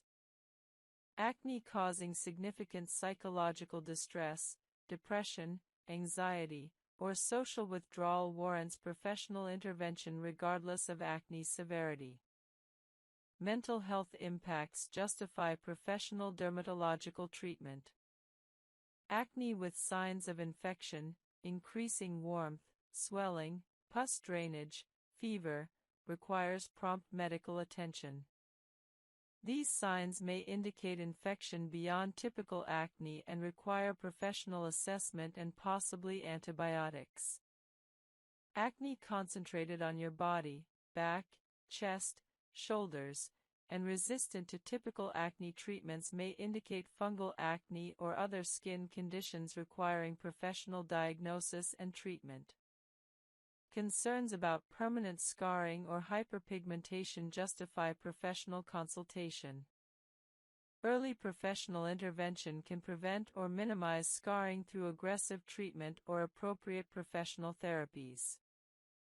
During a dermatology visit, be prepared to discuss your acne history, previous treatments tried and their results, family history of acne, recent lifestyle changes, menstrual history, if applicable, and medications or supplements you take. Bring photos of your acne at different stages if possible. Discuss your specific concerns, whether you're most worried about current acne, scarring, or overall timeline to clear skin. Your dermatologist can prescribe prescription-strength treatments unavailable over the counter. Prescription retinoids, tretinoin, adapalene, tazarotene, are more powerful than over-the-counter retinol. Prescription antibiotics, oral doxycycline, minocycline, or topical clindamycin, treat bacterial acne. Spironolactone manages hormonal acne in women. Isotretinoin, Accutane, is a last-resort powerful medication for severe acne resistant to other treatments. Your dermatologist can identify acne triggers specific to you and recommend appropriate prevention strategies. They can also recommend or perform professional treatments like chemical peels, laser therapy, or extraction that aren't accessible outside dermatology. Finding a good dermatologist matters. Ask for referrals from your primary care doctor, friends, or family. Check online reviews and credentials. During your first visit, assess whether the dermatologist listens to your concerns, explains treatments thoroughly, and seems genuinely interested in helping you. A good dermatologist-patient relationship improves treatment outcomes. Guide 17, Treating Rosacea, seborrheic dermatitis, and other acne-like conditions. Several skin conditions mimic acne but require different treatments. Misdiagnosis leads to inappropriate treatment and worsening of the underlying condition. Understanding these conditions helps ensure proper diagnosis and effective treatment. Rosacea is a chronic inflammatory condition characterized by facial flushing, persistent redness, small blood vessels, and sometimes pustules. Unlike acne, rosacea typically doesn't involve comedones and occurs more commonly in adults over 30. Rosacea is triggered by heat, spicy foods, alcohol, stress, and certain skincare products. Treatment focuses on trigger avoidance and skin barrier repair rather than bacterial killing. Medically affected by anabolic steroids, which cause severe acne, through testosterone suppression effects, though acne treatment itself doesn't affect male fertility. Untreated severe acne might indirectly affect fertility through mental health impacts and reduced relationship satisfaction. Treating acne supports fertility planning outcomes. Guide 96, Acne and Alcohol Use, Interactions and Effects. Alcohol affects acne through multiple mechanisms. Understanding these relationships helps you make informed alcohol decisions. Alcohol increases inflammation and dehydration, both worsening acne. Excessive alcohol consumption notably worsens acne in most people. Alcohol consumption patterns matter. Occasional moderate alcohol probably has minimal skin effects. Chronic excessive consumption significantly worsens acne. Some acne medications interact with alcohol. Isotretinoin with alcohol increases liver toxicity risk. Antibiotics with alcohol sometimes cause nausea and reduced effectiveness. Alcohol increases cortisol and stress, indirectly worsening acne through hormonal pathways. Alcohol disrupts sleep quality, indirectly worsening acne through sleep deprivation effects. Dehydration from alcohol increases skin dehydration, contributing to compensatory sebum production and acne. For optimal acne management, minimizing alcohol consumption is beneficial. This doesn't require complete abstinence for most people, but reducing consumption supports acne improvement. Guide 97, Acne and Smoking, Direct and Indirect Effects on Skin. Smoking worsens acne through multiple mechanisms, making smoking cessation valuable for acne improvement. Smoking increases inflammation systemically, promoting acne. Smokers have higher acne prevalence than non-smokers. Smoking impairs immune function, reducing your body's ability to fight acne-causing bacteria. Smoking impairs wound healing, increasing scarring risk from acne lesions. Smoking damages skin barrier function, increasing irritation and acne risk. Secondhand smoke exposure, while less harmful than direct smoking, also worsens acne through similar mechanisms. Smoking interferes with many acne medications. Some medications have reduced effectiveness in smokers. Smoking accelerates skin aging, creating double damage, worse acne plus premature aging. Smoking cessation, beyond its general health benefits, often improves acne significantly. Many former smokers notice acne improvement within weeks to months of quitting. For optimal acne management, smoking cessation is highly beneficial if applicable. Conclusion: your acne treatment journey. Congratulations on completing this comprehensive 100-guide exploration of acne science, treatment, and management.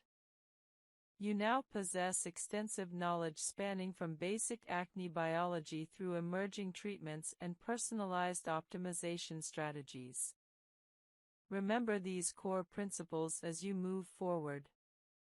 1. Acne is treatable.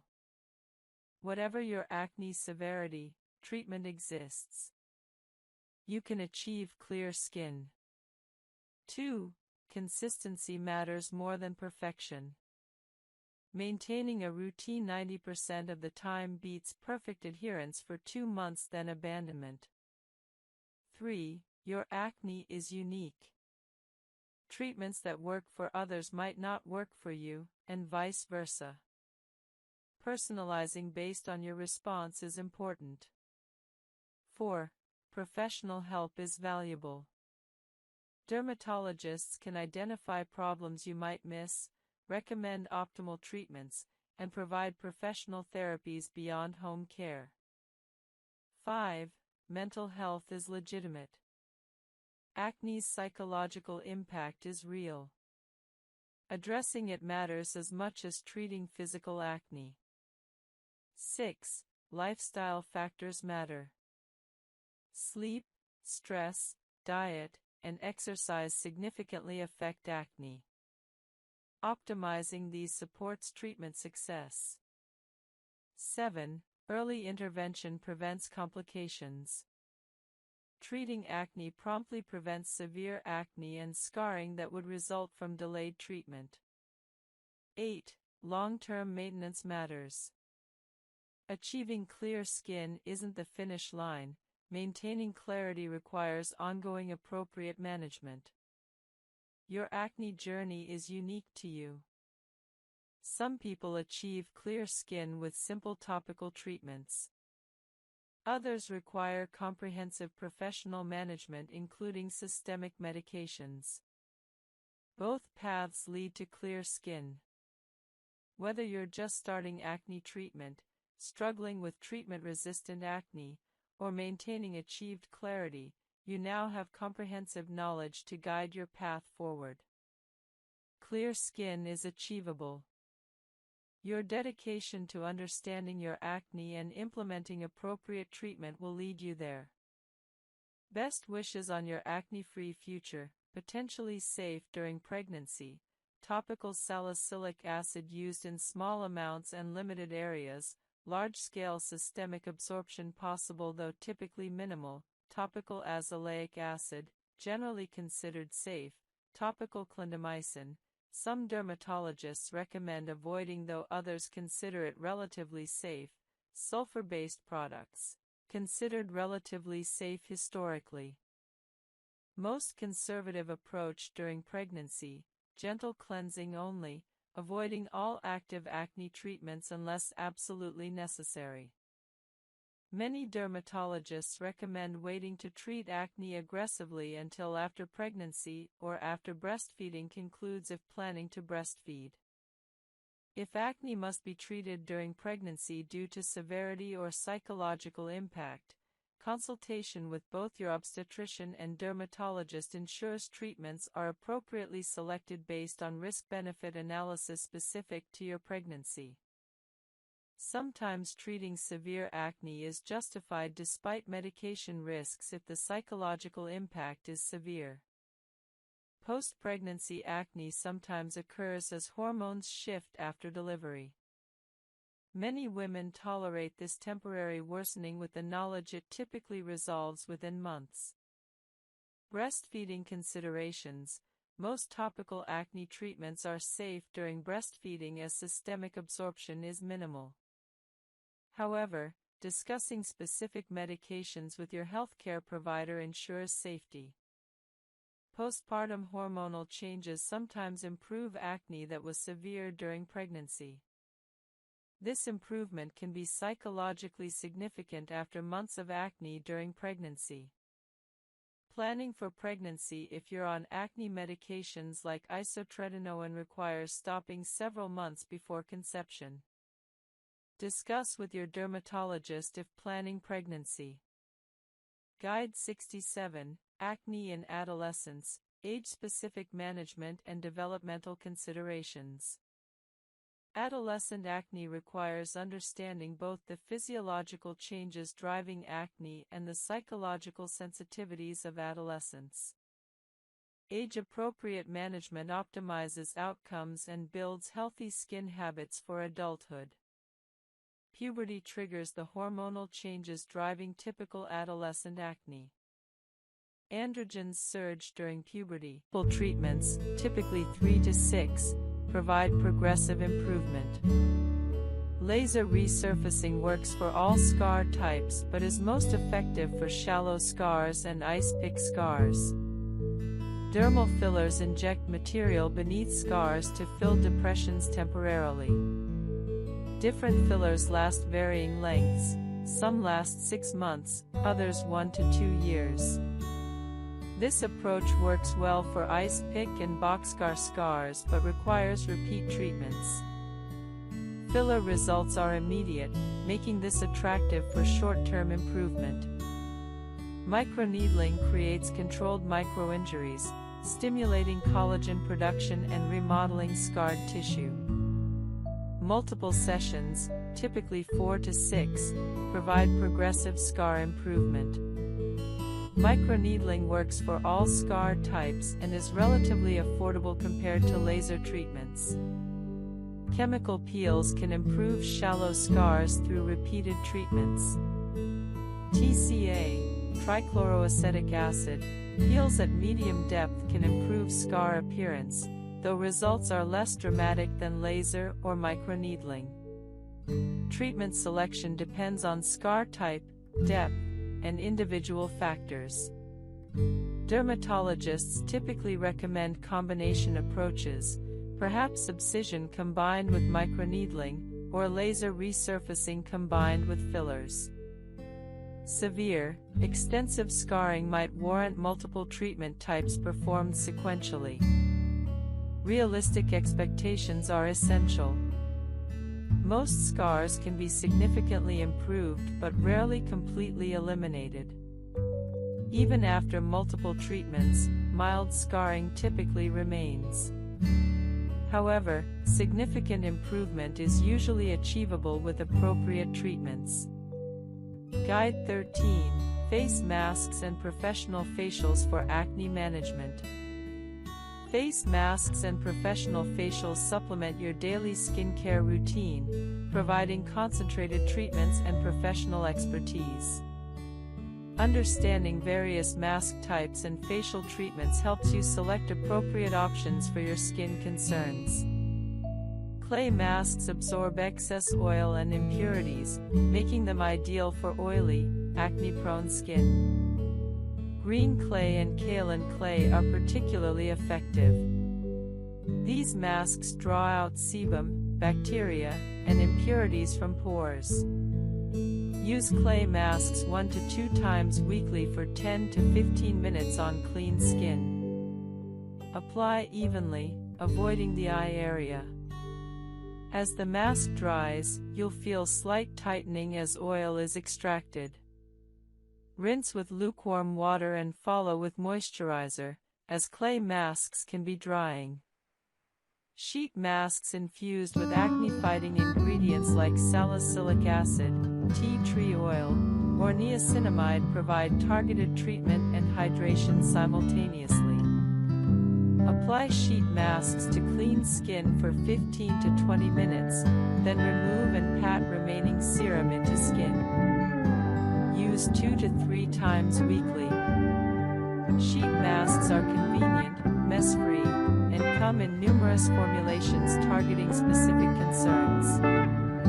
Hydrating masks with hyaluronic acid, glycerin, or ceramides balance skin and prevent overdrying from acne treatments.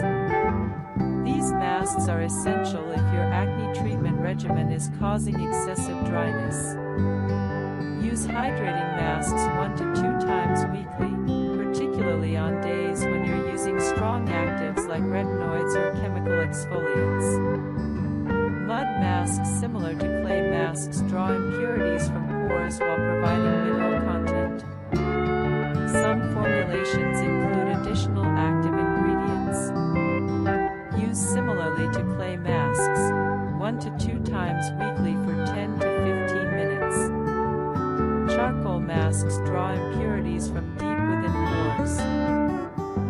popular, they can be overly drying. Use sparingly, perhaps monthly, if you have very oily skin. Avoid if your skin is dry or sensitive. Overnight masks are left on overnight and act as intensive treatments.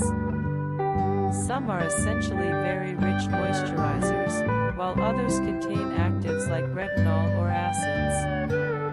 These work well for providing intensive treatment without time constraints. Apply as your final nighttime step and sleep with the mask on. Spot masks apply highly concentrated treatments to specific areas rather than your entire face. These are useful when some areas are more problematic than others. Apply to clean skin and leave on as directed. Important mask principles. Never use multiple mask types on the same day.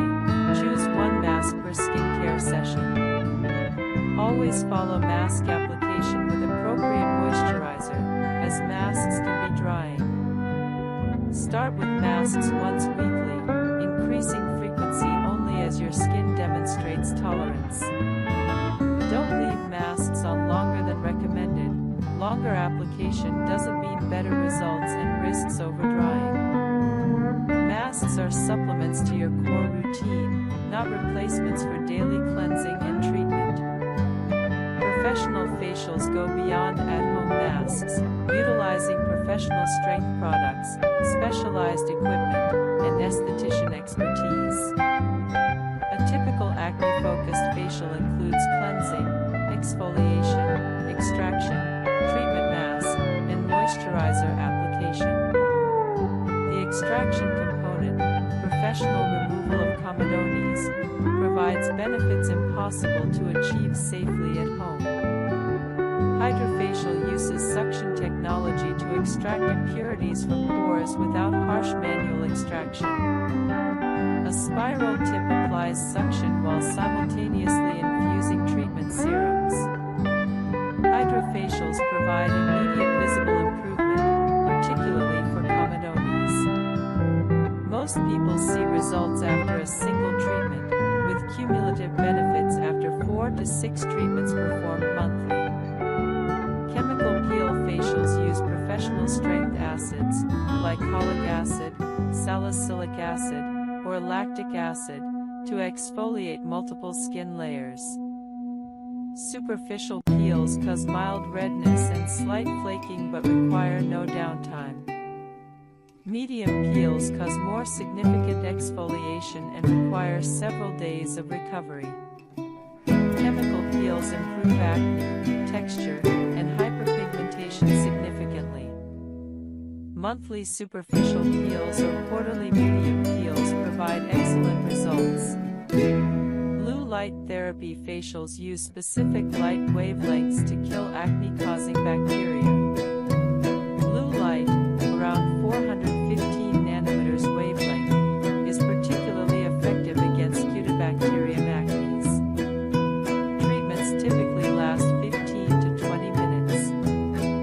Most treatment plans include 6 to 8 sessions, sometimes combined with red light therapy for inflammation reduction. Blue light therapy is particularly valuable for those seeking non-chemical treatment or for bacterial acne resistant to other treatments. Microdermabrasion facials use fine crystals or a diamond tip to physically exfoliate skin. This removes dead skin cells, unclogs pores, and stimulates collagen production. Results are immediate visible skin smoothing. Regular microdermabrasion, monthly, maintains clear skin and improves texture. Oxygen facials infuse pressurized oxygen with serums deep into skin. While marketed aggressively, evidence for exceptional benefits is limited. However, many people report improved hydration and glow after oxygen facials. Dermaplane facials use a sterile blade to remove fine facial hair and dead skin cells. This provides exfoliation and hair removal simultaneously. Results are immediate, smooth, bright skin. However, dermaplaning isn't appropriate for acne-prone or actively inflamed skin, as the blade can irritate lesions. Laser facials use laser technology for exfoliation, collagen stimulation, and targeted treatment of specific concerns. Fractional laser facials are gentler than full laser resurfacing and provide results with minimal downtime. Professional facials are most effective when combined with consistent home skincare.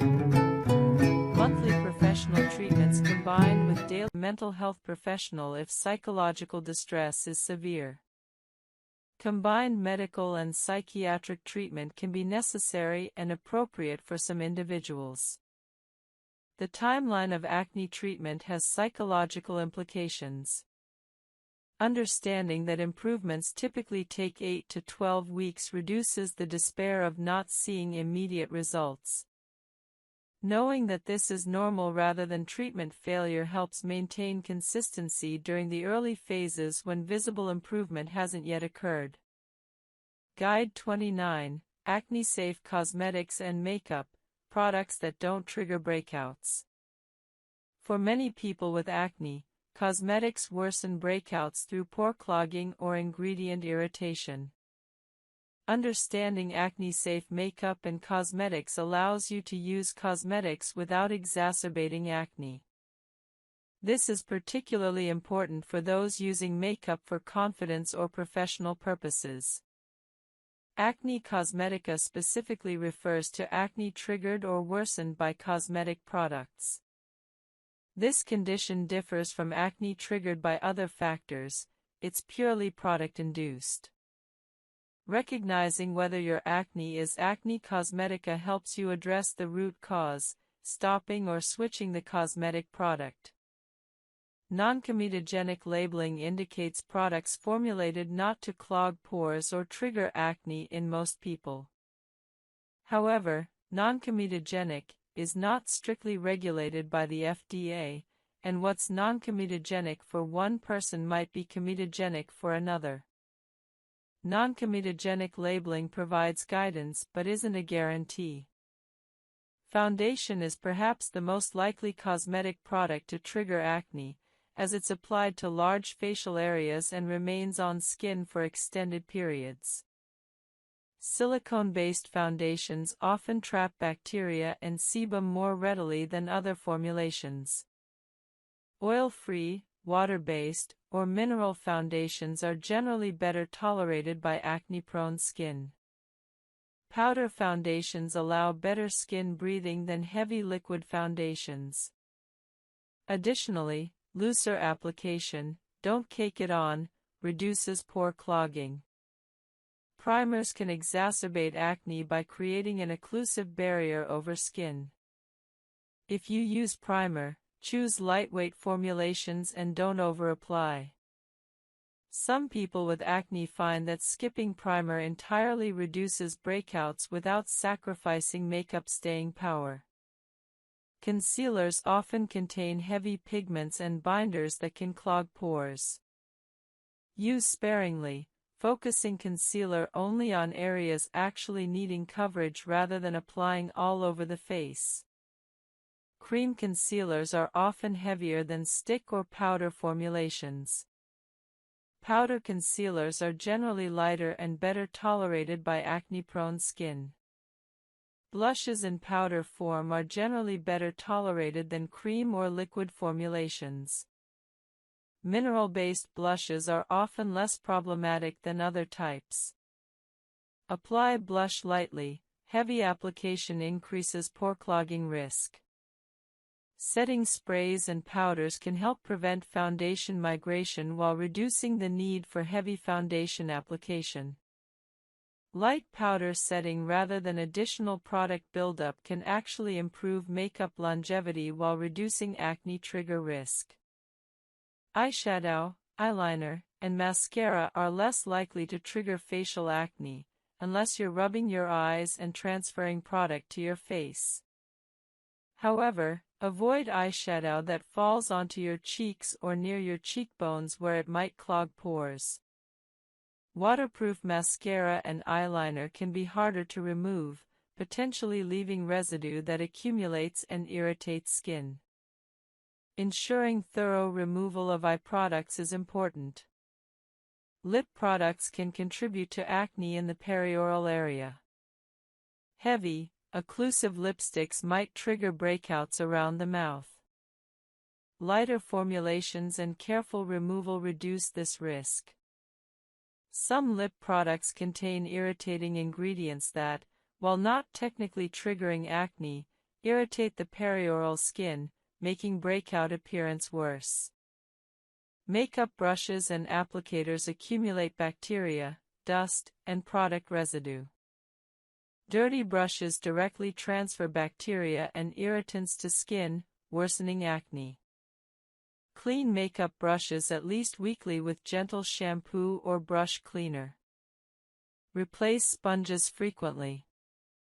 Use clean hands or clean applicators when possible rather than dirty brushes. Removal of makeup is crucial.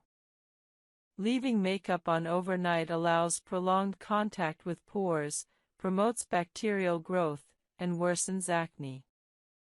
Thoroughly remove all makeup before bed using an appropriate makeup remover or cleansing oil, followed by your regular cleanser. Double cleansing, first with oil-based remover, then water-based cleanser, is particularly effective for completely removing makeup and sebum. Mineral makeup is often better tolerated by acne-prone skin than conventional makeup. Mineral formulations use zinc oxide, titanium dioxide, and iron oxides as pigments without some of the potentially problematic ingredients in conventional cosmetics. Many mineral makeup lines specifically formulate for acne-prone skin. BB creams and CC creams offer lighter coverage than full foundation while providing some color correction. These lighter formulations are often better tolerated by acne-prone skin than traditional foundations. If you need coverage, consider whether a BB cream provides adequate coverage before resorting to heavier foundation. Tinted moisturizers combine light coverage with hydration, often with less pore clogging potential than foundations. For those with mild acne or seeking light coverage, tinted moisturizers can be a good option. Sunscreen itself should be acne-safe. Many sunscreens worsen acne due to occlusive or comedogenic formulations. Specifically choose sunscreens for acne-prone skin, labeled non-comedogenic, oil-free, or for acne-prone skin.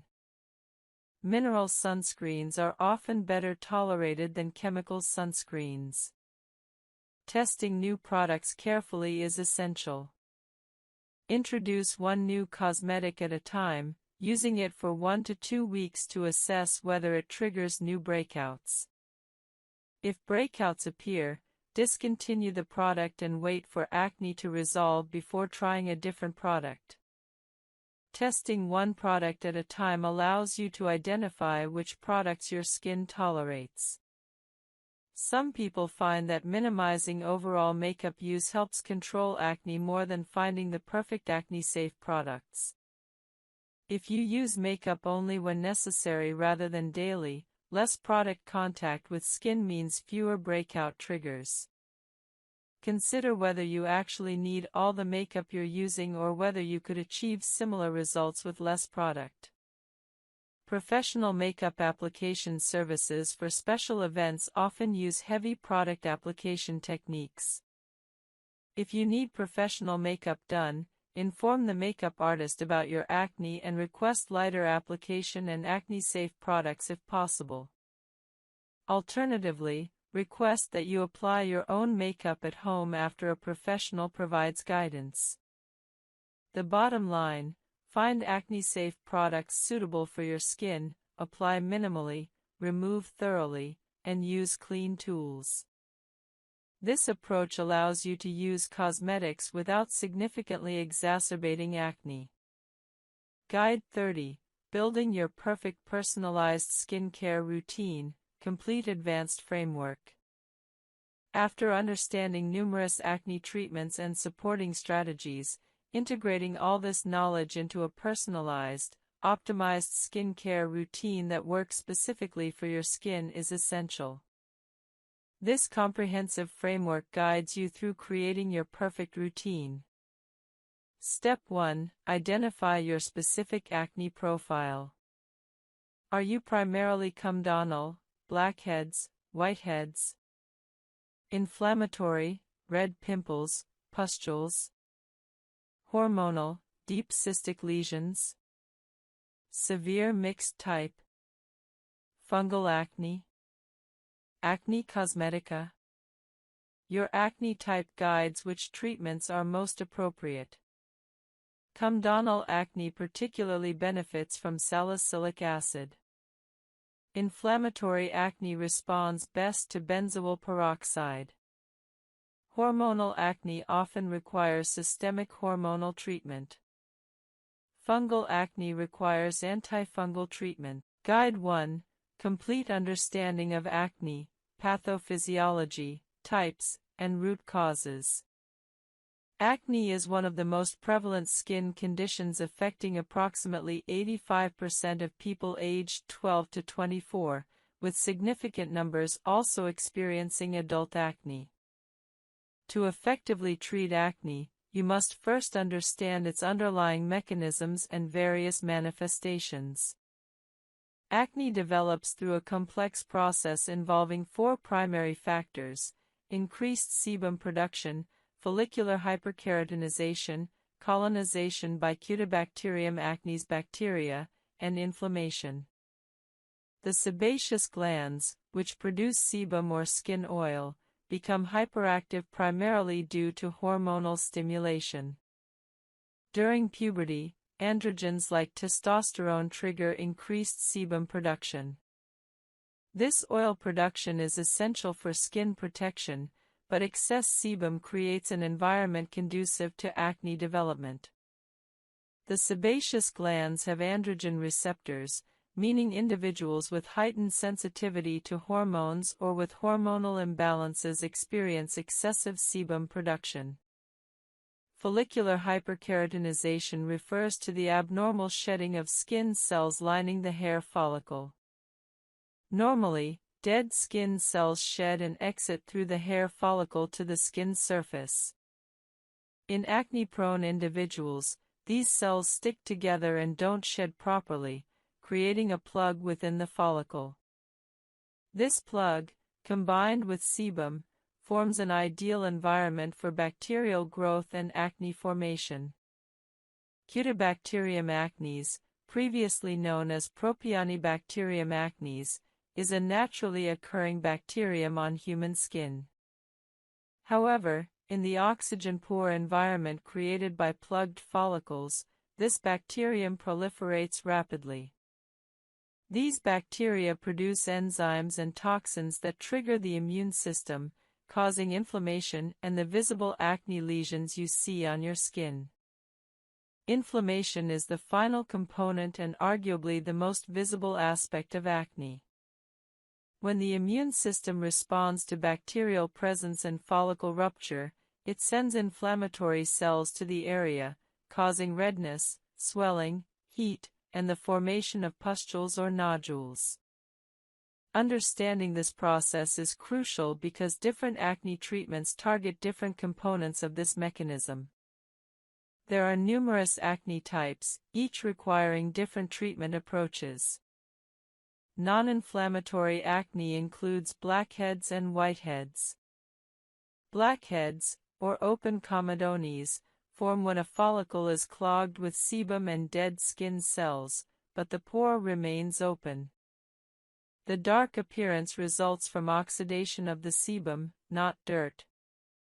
Whiteheads, or closed comedones, occur when the follicle is completely sealed, trapping sebum and dead cells beneath the skin surface, creating a small white or flesh-colored bump. Inflammatory acne is more noticeable and potentially scarring. Papules are small, firm, red bumps without a visible center, representing the body's inflammatory response.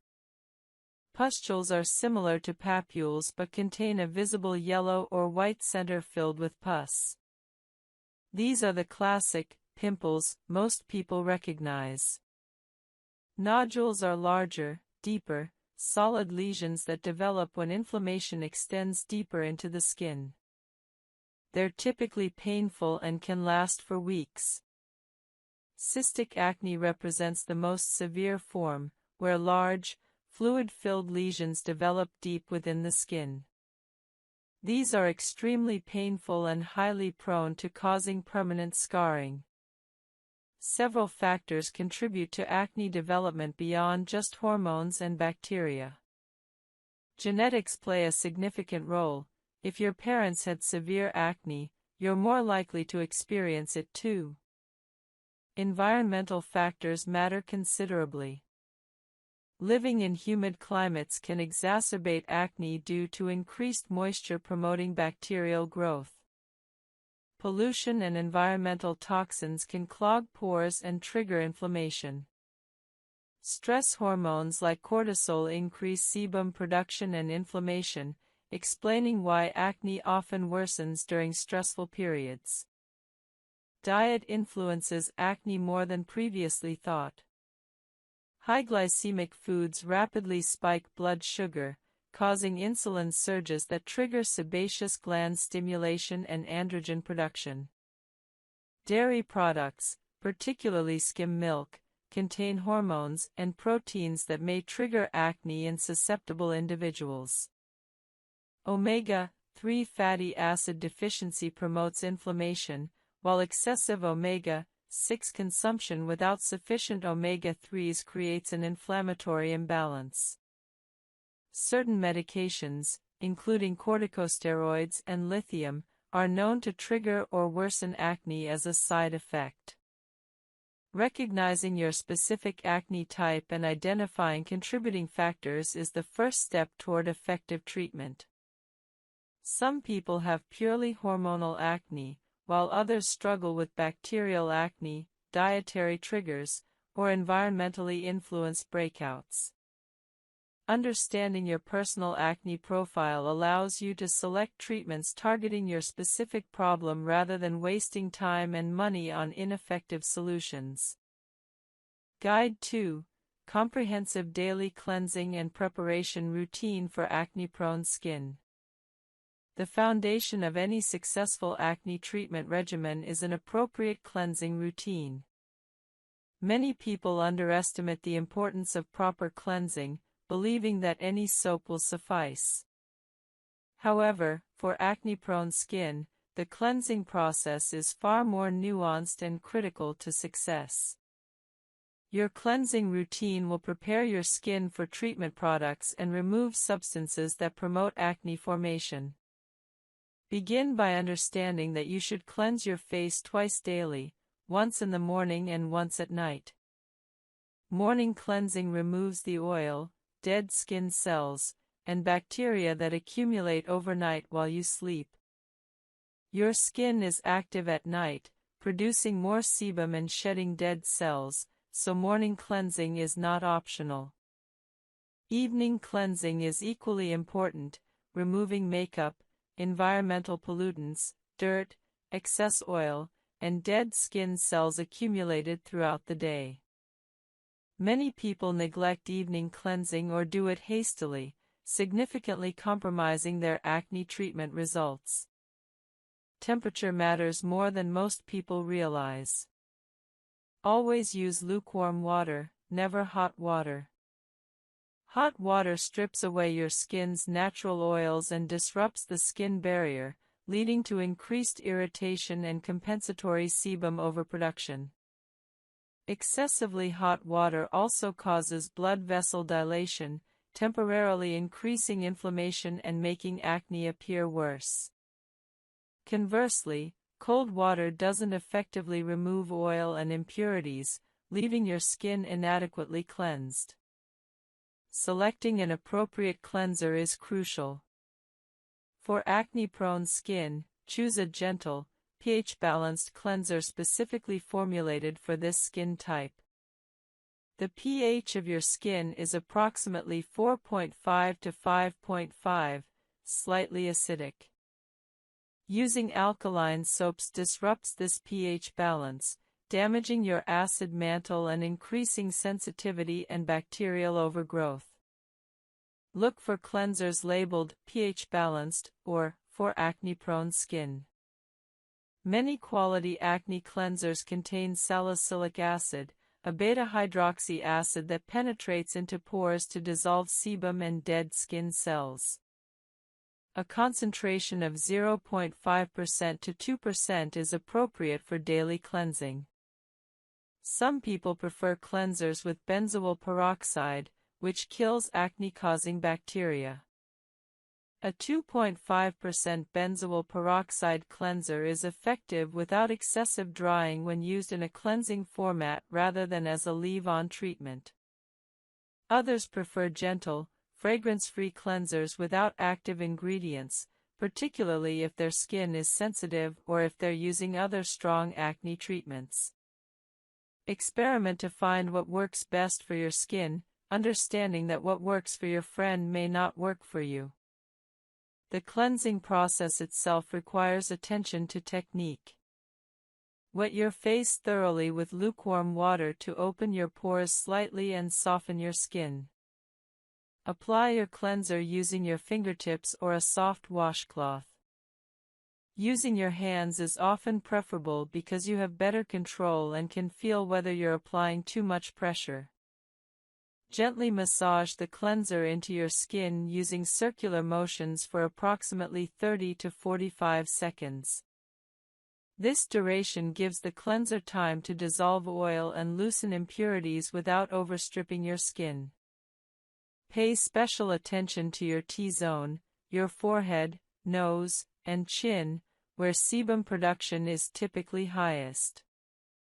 However, don't neglect other areas, particularly your jawline and cheeks where hormonal acne often appears. Be especially gentle around your eyes and lips where skin is thinner and more sensitive. Never use a rough scrub or washcloth, as physical abrasion can irritate acne lesions, spread bacteria, and increase inflammation. After thoroughly massaging, rinse your face completely with lukewarm water. Ensure you remove all cleanser residue, as leftover cleanser can irritate your skin and interfere with the absorption of treatment products. Pat your face gently dry with a clean, soft towel. This is important. Never rub your face dry aggressively. Aggressive rubbing irritates inflamed acne, increases inflammation, and can spread bacteria to other areas of your face. Mild dryness. Zinc supplements taken orally may reduce acne severity, particularly in people who are zinc deficient. Zinc plays roles in immune function, wound healing, and anti-inflammatory processes. Studies show mixed results, but some demonstrate zinc supplementation improves acne, particularly in conjunction with other treatments. Typical zinc supplementation for acne is 25 to 50 milligrams daily. However, excessive zinc supplementation can cause nausea and copper deficiency, so don't exceed recommended doses without medical guidance. Consult your doctor before starting zinc supplements, particularly if you take other medications. Niacinamide, vitamin B3, is a natural compound with antibacterial, anti-inflammatory, and sebum-regulating properties. While available in supplements, topical niacinamide is more relevant for acne. Many skincare products now include 4 to 5% niacinamide. Studies demonstrate that niacinamide reduces sebum production and acne lesions with minimal irritation. It's suitable even for very sensitive skin and works well alongside other treatments. Azelaic acid, a naturally occurring compound found in grains like barley and rye, has proven antibacterial and anti-inflammatory properties. It's more commonly available as a prescription medication, Azalex, Phenacea, or in over-the-counter products, but azelaic acid is naturally derived. It's particularly effective for post-inflammatory hyperpigmentation and rosacea-related acne. Dietary changes based on research can improve acne. Eating antioxidant-rich foods like berries, dark chocolate, and colorful vegetables reduces inflammation throughout your body, including your skin. Omega-3 fatty acids from fish, walnuts, and ground flax seeds have anti-inflammatory effects and may reduce acne. Increasing fiber intake through whole grains and vegetables improves digestion and may improve skin. Reducing sugar and refined carbohydrates reduces blood sugar spikes that worsen acne. Hydration deserves special mention. Drinking adequate water, about 8 to 10 glasses daily, maintains skin hydration from within, supports detoxification, and promotes overall skin health. While water alone won't cure acne, adequate hydration is fundamental to clear skin. Sleep is profoundly important. During sleep, your body releases growth hormone and reduces cortisol, supporting skin repair and reducing inflammation. Poor sleep increases cortisol, promotes inflammation, and worsens acne. Consistently getting 7 to 9 hours of quality sleep significantly improves skin health and acne. Stress reduction through meditation, yoga, deep breathing, or regular exercise reduces cortisol and inflammation, directly improving acne. Chronic stress is a well-documented acne trigger. Even 10 to 15 minutes of daily meditation or yoga can measurably improve skin. Important limitations of natural remedies. Most natural remedies are suitable for mild acne only. If you have moderate to severe acne, particularly cystic acne, natural remedies are insufficient and you require professional treatment. Natural remedies work best alongside professional treatments, not as replacements. Natural doesn't automatically mean safe or effective. Many natural substances are irritating or ineffective for acne. Finally, natural remedies require consistent use for 4 to 8 weeks to demonstrate effectiveness. Don't expect immediate results. Guide 9. Spot Treatment Mastery. Targeted acne lesion treatment and prevention. Spot treatments allow you to apply potent acne-fighting ingredients directly to individual pimples, minimizing exposure to surrounding healthy skin. Mastering spot treatment techniques accelerates healing and prevents scars. Understanding when and how to use different spot treatments is essential for optimal results. Timing is everything with spot treatments. The most effective time to treat a pimple is at the earliest sign of its formation. Many people feel a small bump developing under their skin 1 to 2 days before it becomes visible. Applying spot treatment immediately when you feel this early bump can prevent it from fully developing. If you notice a pimple just starting to form, small, red, not yet inflamed, beginning treatment immediately can prevent significant inflammation and reduce healing time by days. Different pimple types require different treatments. For small whiteheads or pimples with visible centers, spot treatments with salicylic acid effectively flatten the pimple and accelerate healing. Apply a salicylic acid spot treatment directly to the whitehead using a clean cotton swab or applicator.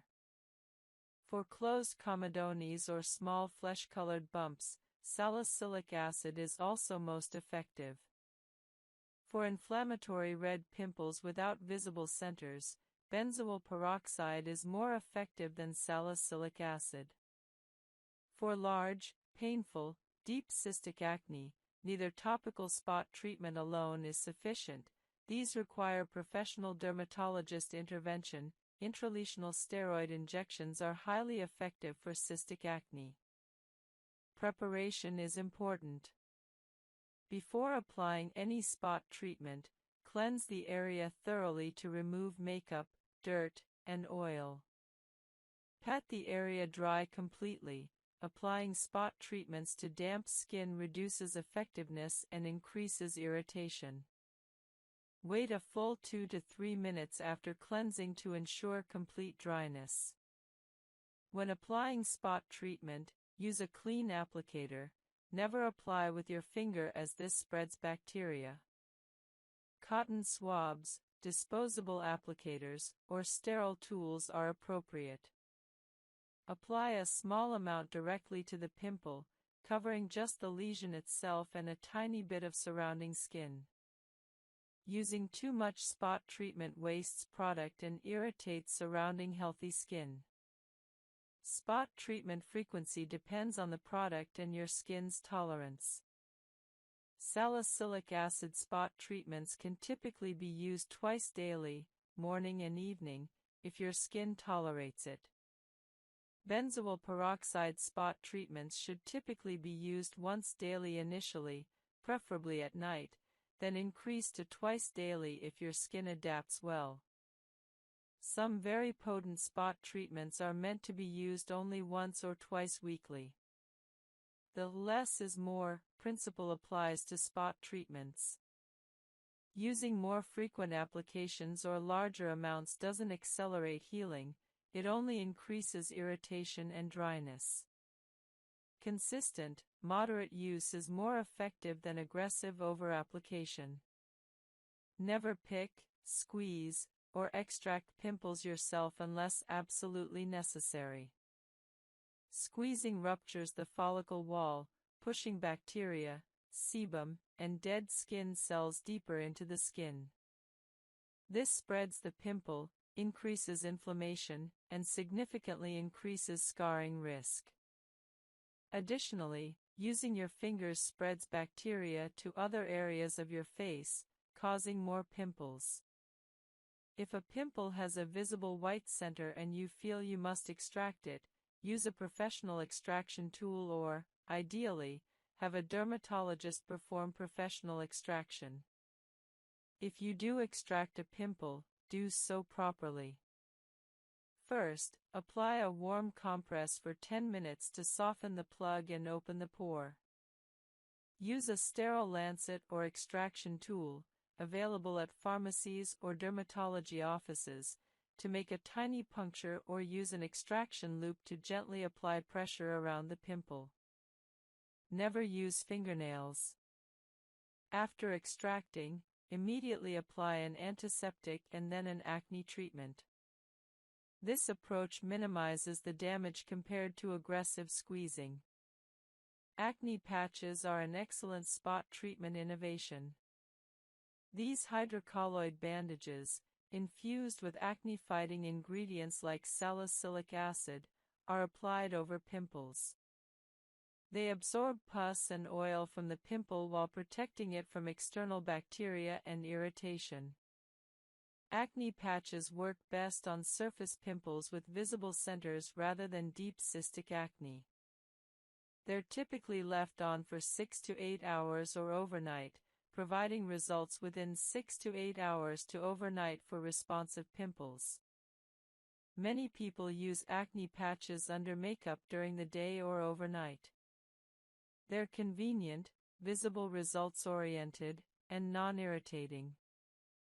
Pimple patches containing active ingredients like salicylic acid, benzoyl peroxide, or tea tree oil are superior to regular hydrocolloid bandages.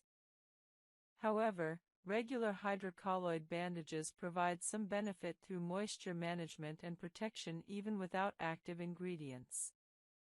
Spot treatment serums and gels remain on your skin, typically used twice daily. Apply after cleansing and before moisturizer. Common spot treatment actives include benzoyl peroxide, salicylic acid, azelaic acid, and sulfur. Choose based on your pimple type, inflammatory acne responds better to benzoyl peroxide, comedonal acne to salicylic acid.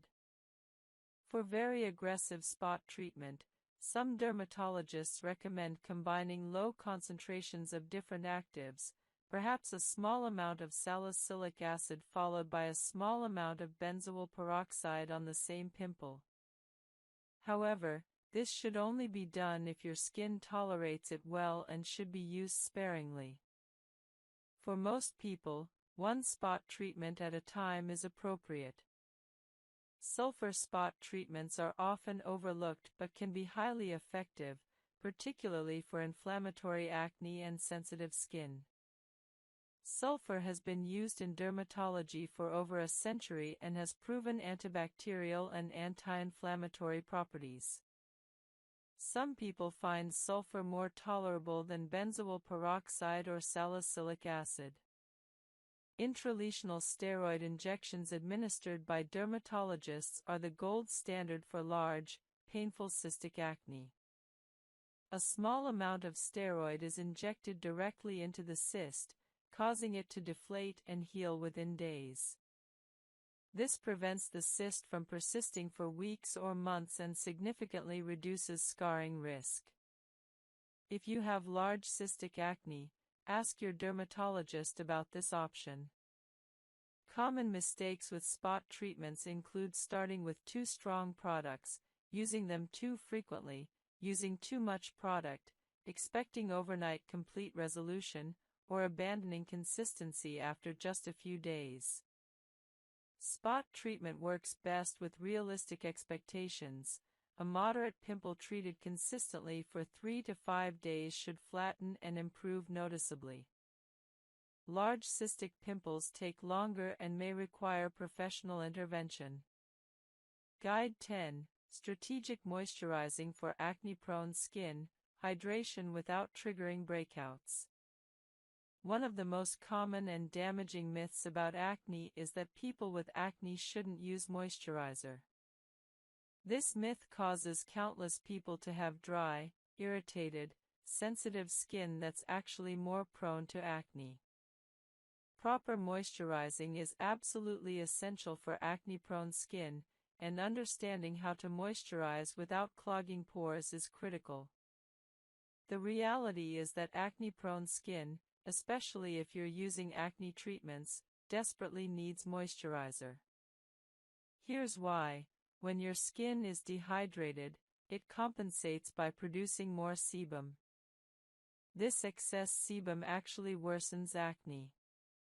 Additionally, most acne treatments, salicylic acid, benzoyl peroxide, retinoids, cause dryness and irritation. Using moisturizer counteracts these side effects, allowing you to continue treatments without excessive discomfort. Finally, properly hydrated skin has a stronger barrier function, which improves overall skin health and actually reduces acne. The key to moisturizing acne-prone skin is selecting appropriate products. Look for moisturizers specifically formulated as non-comedogenic, meaning they don't clog pores. The individuals receiving hormone therapy often experience acne changes related to hormonal transition. Understanding these changes helps manage acne during transition. Testosterone-based hormone therapy, for transmasculine individuals, typically worsens acne initially due to increased androgens.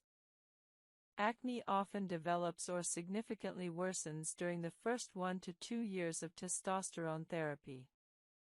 This is particularly challenging for individuals already prone to acne. Aggressive acne prevention and treatment during testosterone initiation is important.